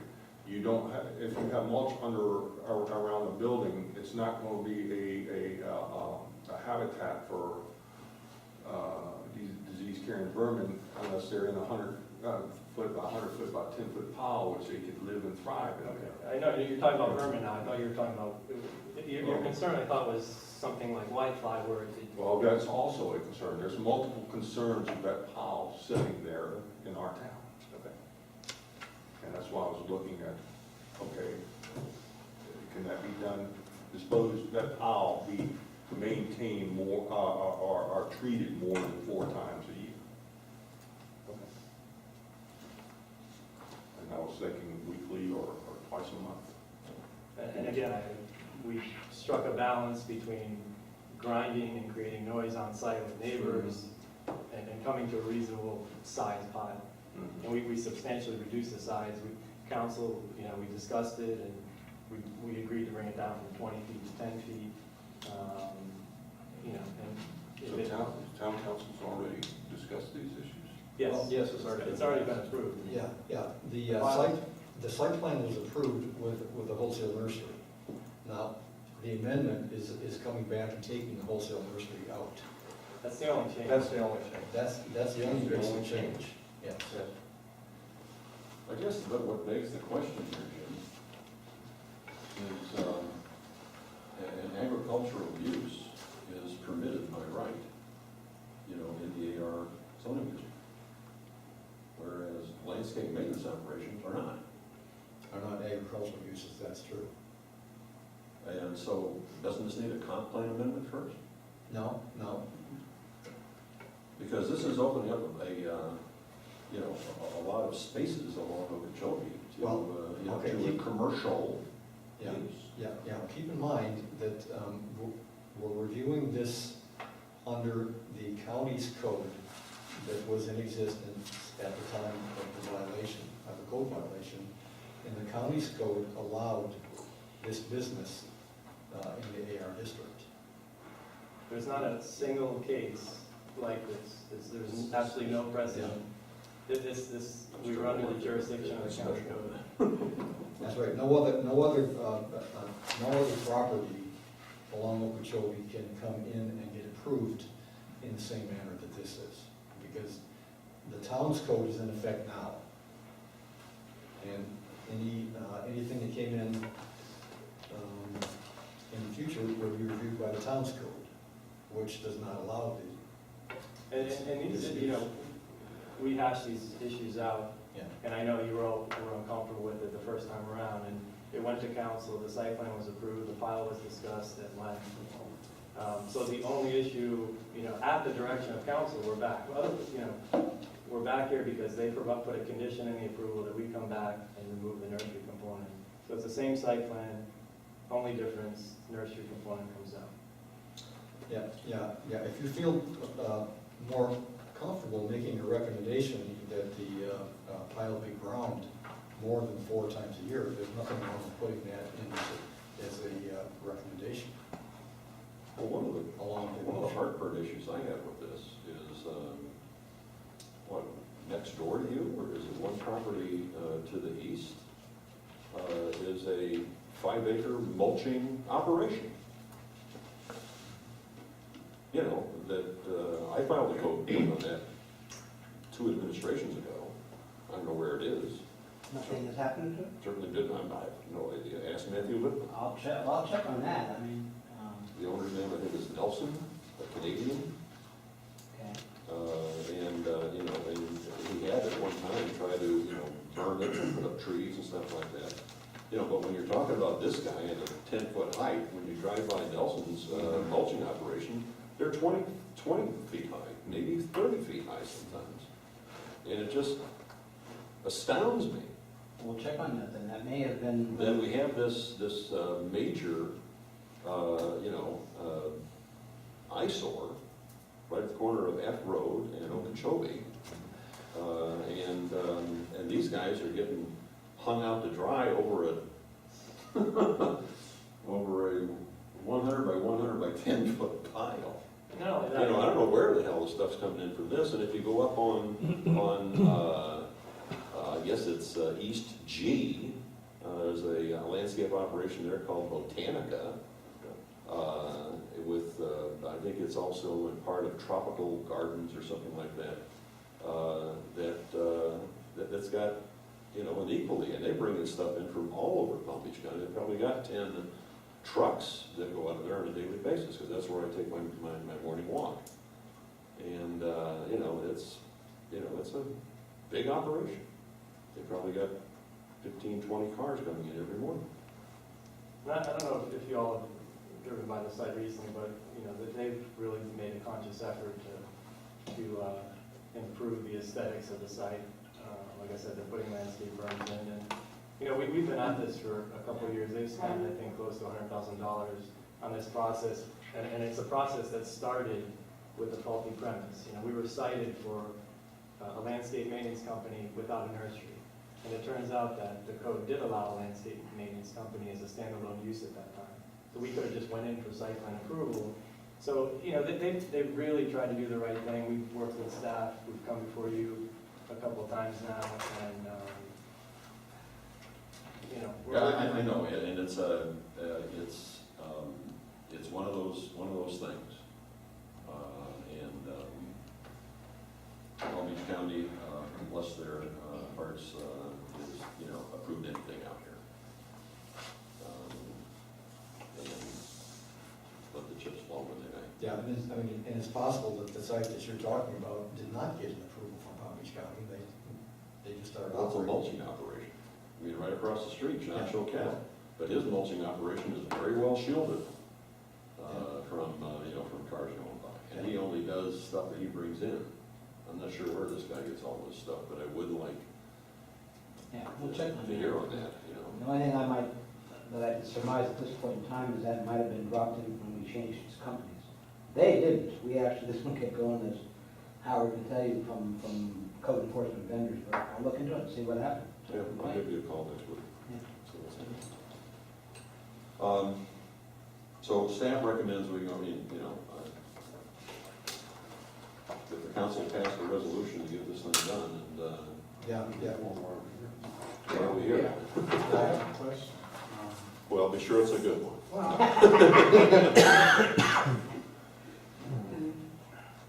The position the property is, let's say they get the use to be just a landscape service. Is it a condition if they sell the property, it would stay with that property, or is it with just the owner? Yeah. No, the approval runs with the land. Is there any way to condition that it stays with Magic Properties, and when they sell it, it's to be sold as a 5-acre rural residential site? That's what I'm we would have Yeah. a problem. Yeah. You have a problem. That's right. For property value. They have no intention of selling. From the standpoint of Valley Crest, we've been around for 62 years. We're the biggest in the nation. It's not like we're going anywhere anytime. Right, but if you were to I sell. understand Influence longevity. So would you have a problem with that? Of course. That would Yeah, affect value of property the values. infrastructure. But then again, anyone that comes in, I believe, would need to come before the board and get their own site plan approved. But in other words, the use is going to be permitted, but they would, they would need to come in for their own site plan, I believe. Well, they could continue, as long as they were operating under the site plan, they could continue. If they wanted to make any changes, they'd have to bring it up. But I don't think it's a good precedent to every time we approve something, saying that if it's sold, it goes back to AR or whatever without a site plan approval on it. Good question, Bob, that was a very. I'm not even sure if we can do that. Yeah, I just have a quick question, and that's just for me to move forward. I'm just trying to get a point of clarification in terms of jurisdiction among the different group. If town council votes for it, what are this group's kind of jurisdiction if town council already voted for it? I'm just trying to understand. Well, planning and zoning is a recommending body. Yeah. We have a process that's established in our land development code for the approval of site plans or the amendment to site plans. They have to be advertised appropriately. They have to be reviewed by you guys. They have to be reviewed by staff. And then the town council, by resolution,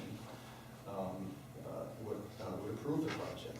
So we're following, even though it seems like, what's the use kind of a role for you guys in this, that's the process that we have to go through. The horse has already left the barn. Well, no, I think, let me just jump in on that. I think what the council has taken an action, we directed them to go back and do the amendment as it relates to the lawn maintenance activities. However, as a board, I mean, obviously council needs to hear what you have to say about it and what your thoughts are as an advisory board.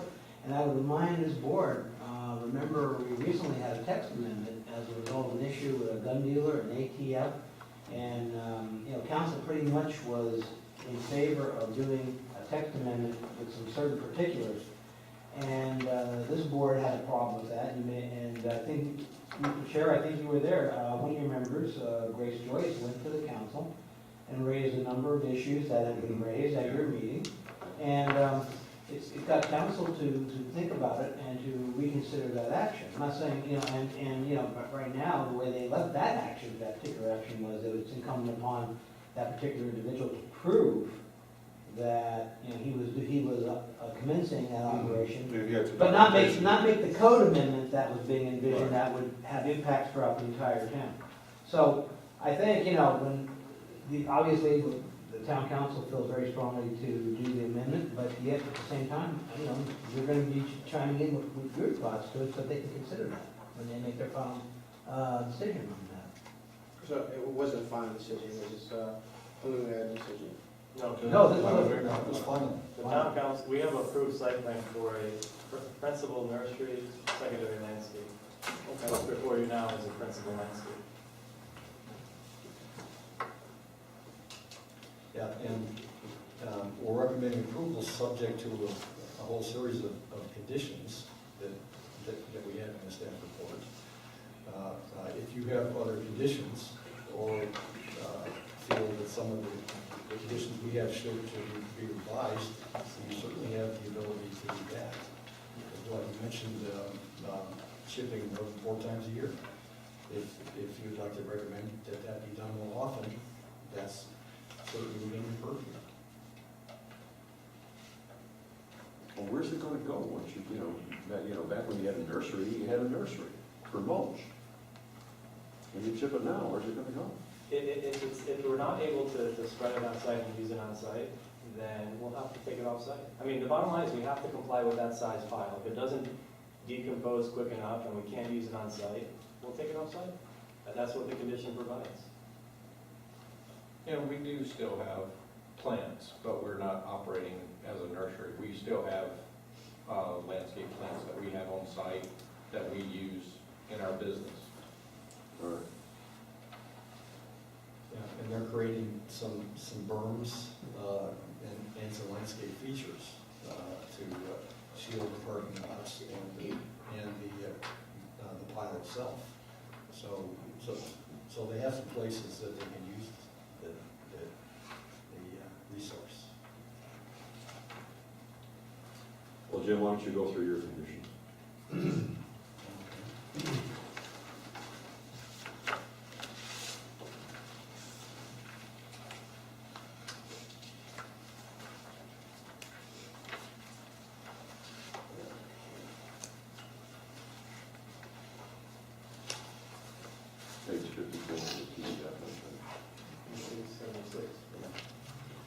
Yeah, we have the conditions as they are now, and everywhere. Okay, I'm not gonna run through every one of the conditions, because some of them are pretty standard, but the ones that affect the site plan itself, we have categories of conditions. We have general, and what we have, the conditions of approval are organized in a standard format that we're going to be using for itemizing conditions on all site plans. That's why, for example, under architectural review, I am not applicable. I mean, that's essentially a placeholder on this application, but could come into play on future applications. The first condition is that the landscape service is approved as a principal use, whereas now it's an accessory use. Condition number general 4,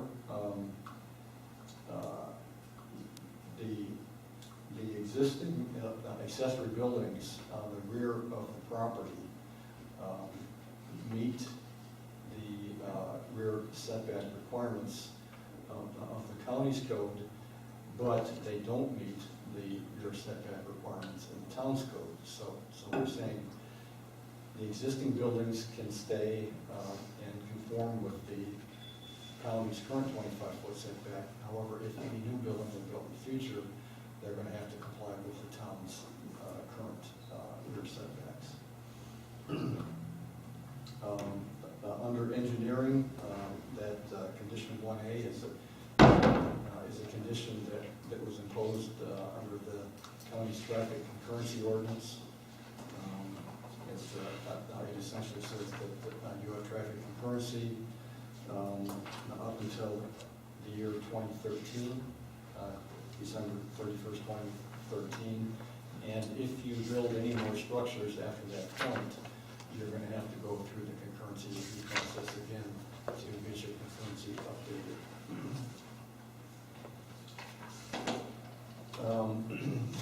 And on page 77, under land clearing, we're stating that any land clearing activities must comply with the town's current native tree preservation ordinance. And that existing native vegetation along all property lines shall be maintained. And if there is any future development in terms of construction on the site, a landscape plan is going to have to be submitted along with that application to build any additional structures. And item number 4, under land clearing, we talk about landscape buffers. Those are buffers that would meet the county's requirements that were in effect as of the date of the code violation. Condition number 5 under land clearing is the vegetative waste storage area shall be screened from view from Total Boulevard by landscape berm. That is shown on the site plan. There was some under parking and loading. There was some concern when the site plan was out the first time that there might have been some parking of vehicles out on Okeechobee, and so we have a condition that not occur, and that all parking take place on the site. Signs not applicable because no signs are proposed. You skipped over exterior lighting, didn't you? Exterior, exterior lighting is not applicable because they're not going to have any lighting at night. Well, I go to the routine, we have meetings at the church across the street, and there's an awfully bright light which shines right at the gate. It's no new lighting is proposed, I think, is that? I think what I'd like to see on here is that this comply with the town's lighting, outdoor lighting, which means that everything points down and not out. Is that possible? Or you'll get another visit from the code compliance officer. We'll take a look. I'd just like to, just a note in there, Jim, that, in our exterior lighting in compliance with existing ULBC requirements.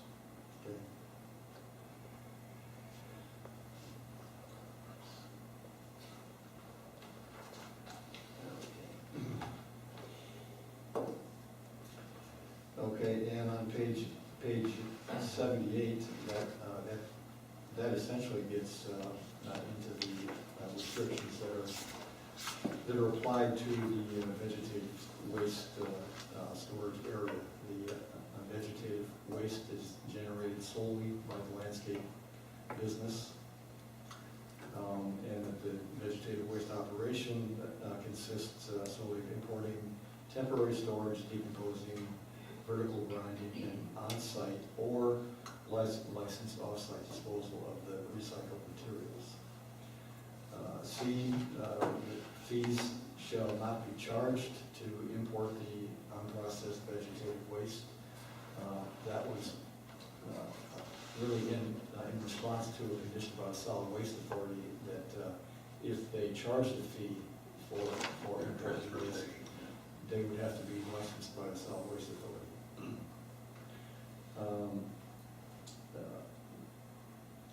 Condition D is that the unprocessed vegetative waste materials should be limited to 90 days. And the pile of the storage, the height of the storage pile limited to a maximum of 10 feet and 20 feet of clearance provided for emergency fire access. So here we have that the unprocessed vegetative waste can be the case for 90 days. And if that's something that where you might want to put in a condition that it be processed, that ground more often, then we Yes, I'd like to do that. we could revise that condition to address that concern. You've got a pile of material, again, that can create problems by insects, by vermin.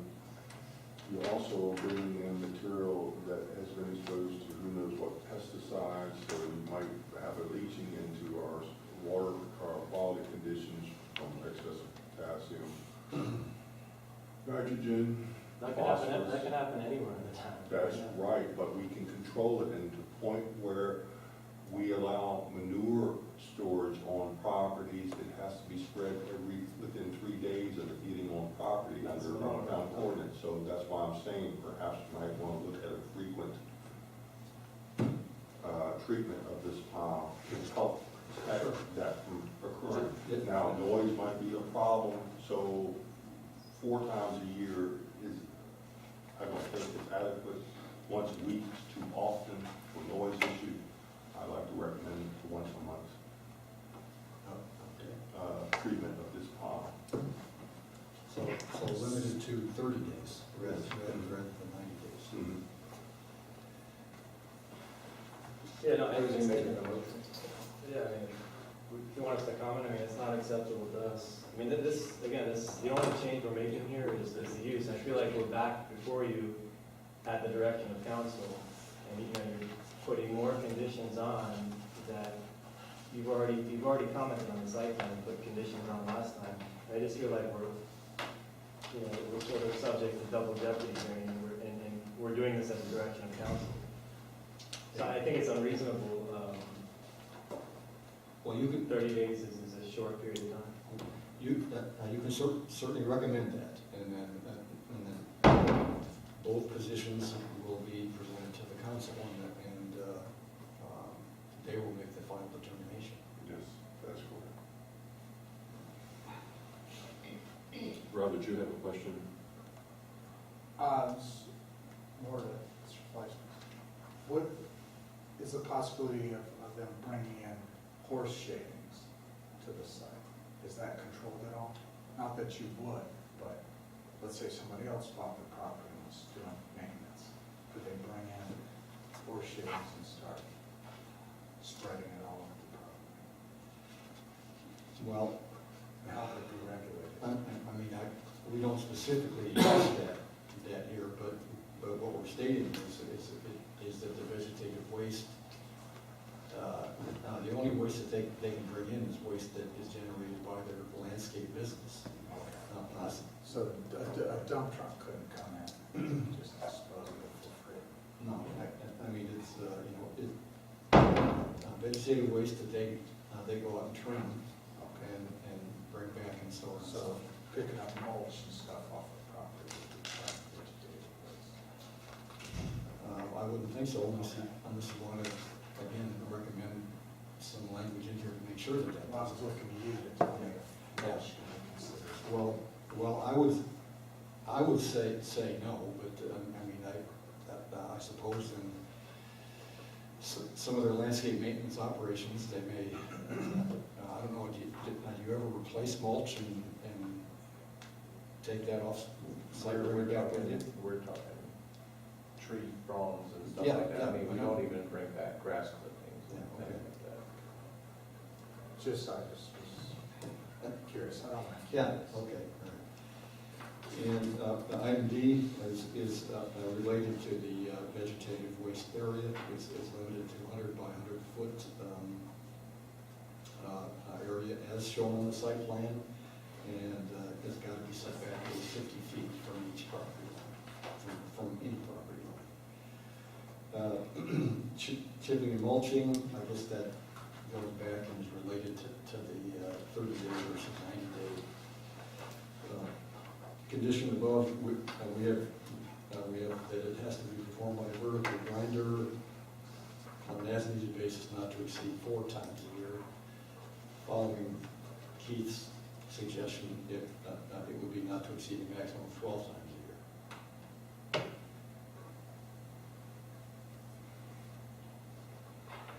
And we also have hours of limitation, 9 to 5, Monday through Friday, times that the grinder can be used. And that it not be located permanently on site, that it be imported just on the days it is used.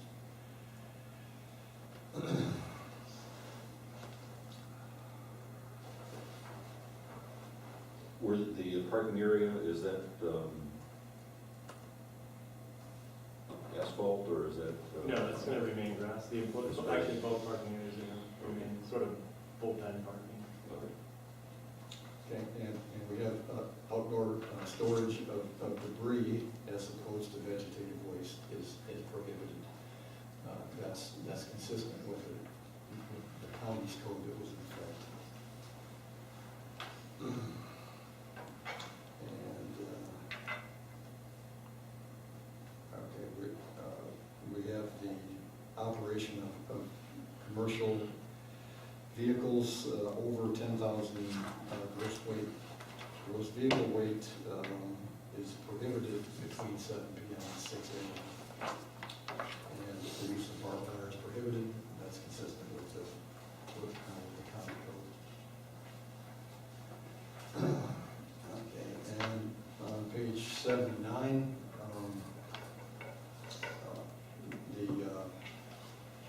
the fuel tank shall be set back a minimum of 20 feet from the property line. It's set back considerably more than that on the site line. And shall be screened from open shoulder. Next condition is that talks about maintaining refuse container and recycling container on site, which they agreed to do. Public safety requires the installation of a Knox box on the front gate, which they've already done. And the last set of conditions is under compliance. It just states that all of these conditions will be complied with, or to the magistrate for additional code enforcement action. Okay. Back to the board, any questions? Cards? Keep mine. All right. Chair will entertain a motion.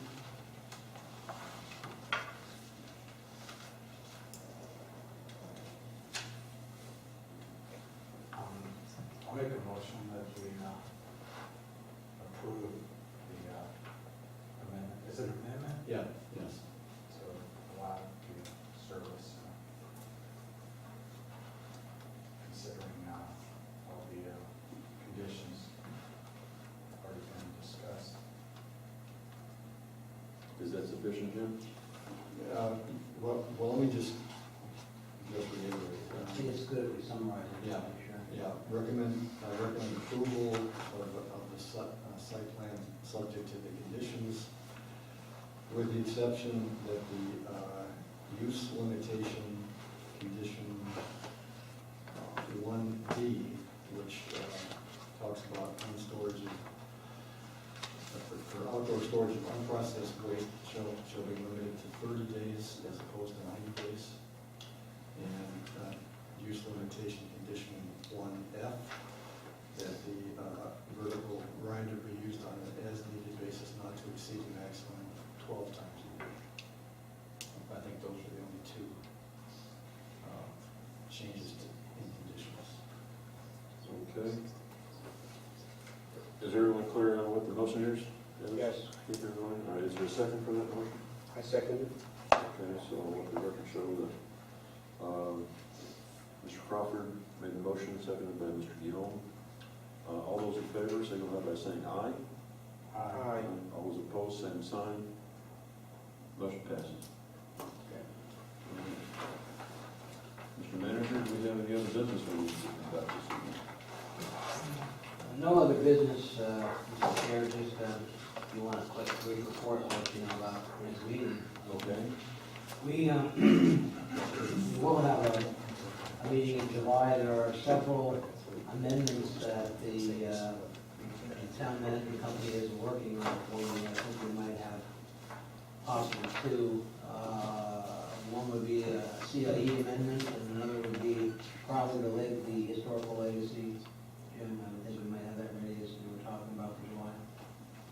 I don't want to overpromise. Yeah. I'm sorry, I was informing the board about our next meeting. We'll have several ULDC text amendments for them and a comp plan amendment. Yeah, not a special exception. And especially, well, yeah. Special exception for sure. Yeah, Historical legacy. and CIE from a comprehensive plan standpoint are the items we're looking to bring to you. You might have one, you might have two, you might have all three. But that's our intention. So, basically my purpose is to indicate that I look forward to your meeting in July. We will be having. And what will the date of that meeting be? It's the 11th, I believe. We'll check that.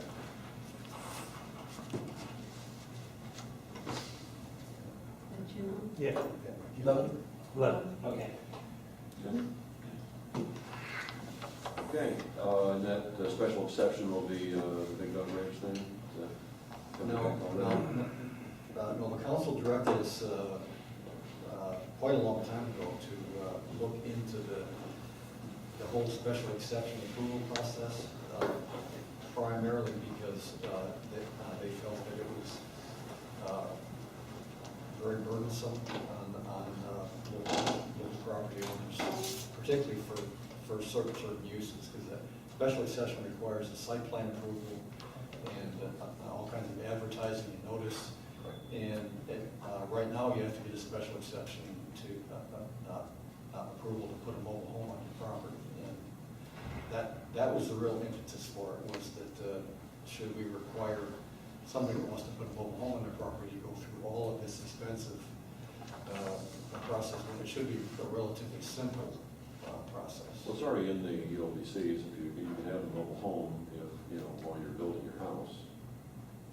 Yeah, as a temporary. Yeah. Yeah, not use, but if somebody wants to put a permanent mobile home residence on their property, they have to go through the special exception process. And I guess there were a few residents that were contemplating doing that, and they complained to the council that, why do I have to pay $5,000 to go through all this expensive review process just to get a yes or no if I can put a mobile home on it? But that just sort of opened up the door to us looking at the entire process, all of the uses that require special exceptions, and coming up with some simpler types of review processes for certain types of special exceptions. And this project has been through the ULDC Review Committee. Yeah. And as you know, they're meeting on a monthly basis, and they have already put together a large body of future amendments, which may mean a revision, a rewrite, tweaking, whatever the case may be. But this one, because it's been out there and it's been an issue, at our last council meeting, staff verified that town council wanted us to move ahead and take that special exception portion separately from all the other recommendations that are being made. So that's why we're trying to move forward with that particular aspect of that text amendment. Okay. I see we have members of the public here. I thought you were with one of the other applicants, so is there something that you needed to speak with the planning and zoning board tonight? No, sir, we're with the sheriff's office. Oh, okay. We're here tonight, my name is Tracy Smith. I have most of the town members kind of know me. We're all students at Berry University, and we're a team. Part of our course this year is we take a planning and zoning course for emergency responders. Emergency preparedness. We're getting our bachelor's in, that's right. I'm tired. We're getting our bachelor's in emergency preparedness, and so part of our course is we have to attend a planning and zoning commission. So because there's so much going on in Loxahatchee Groves, I've told the guys, let's go out, see the planning and zoning meetings there, because you guys have the colleges, you have the strip malls coming in, you've got the Walgreens, you've got, I don't know, the cows are moving out in Southern and Seminole Pratt, and there's such a growth spurt here. There's so much going on that you guys have to look at. You have the road systems, you have the ozone, you have the canal systems, you've got to look at the flooding and the rezoning of everything. So I just thought this would be a more comfortable atmosphere for us to be in. If we did have questions, we could ask you guys. But Okay. I understand community service. All right, so if we're done, see everybody on the 11th.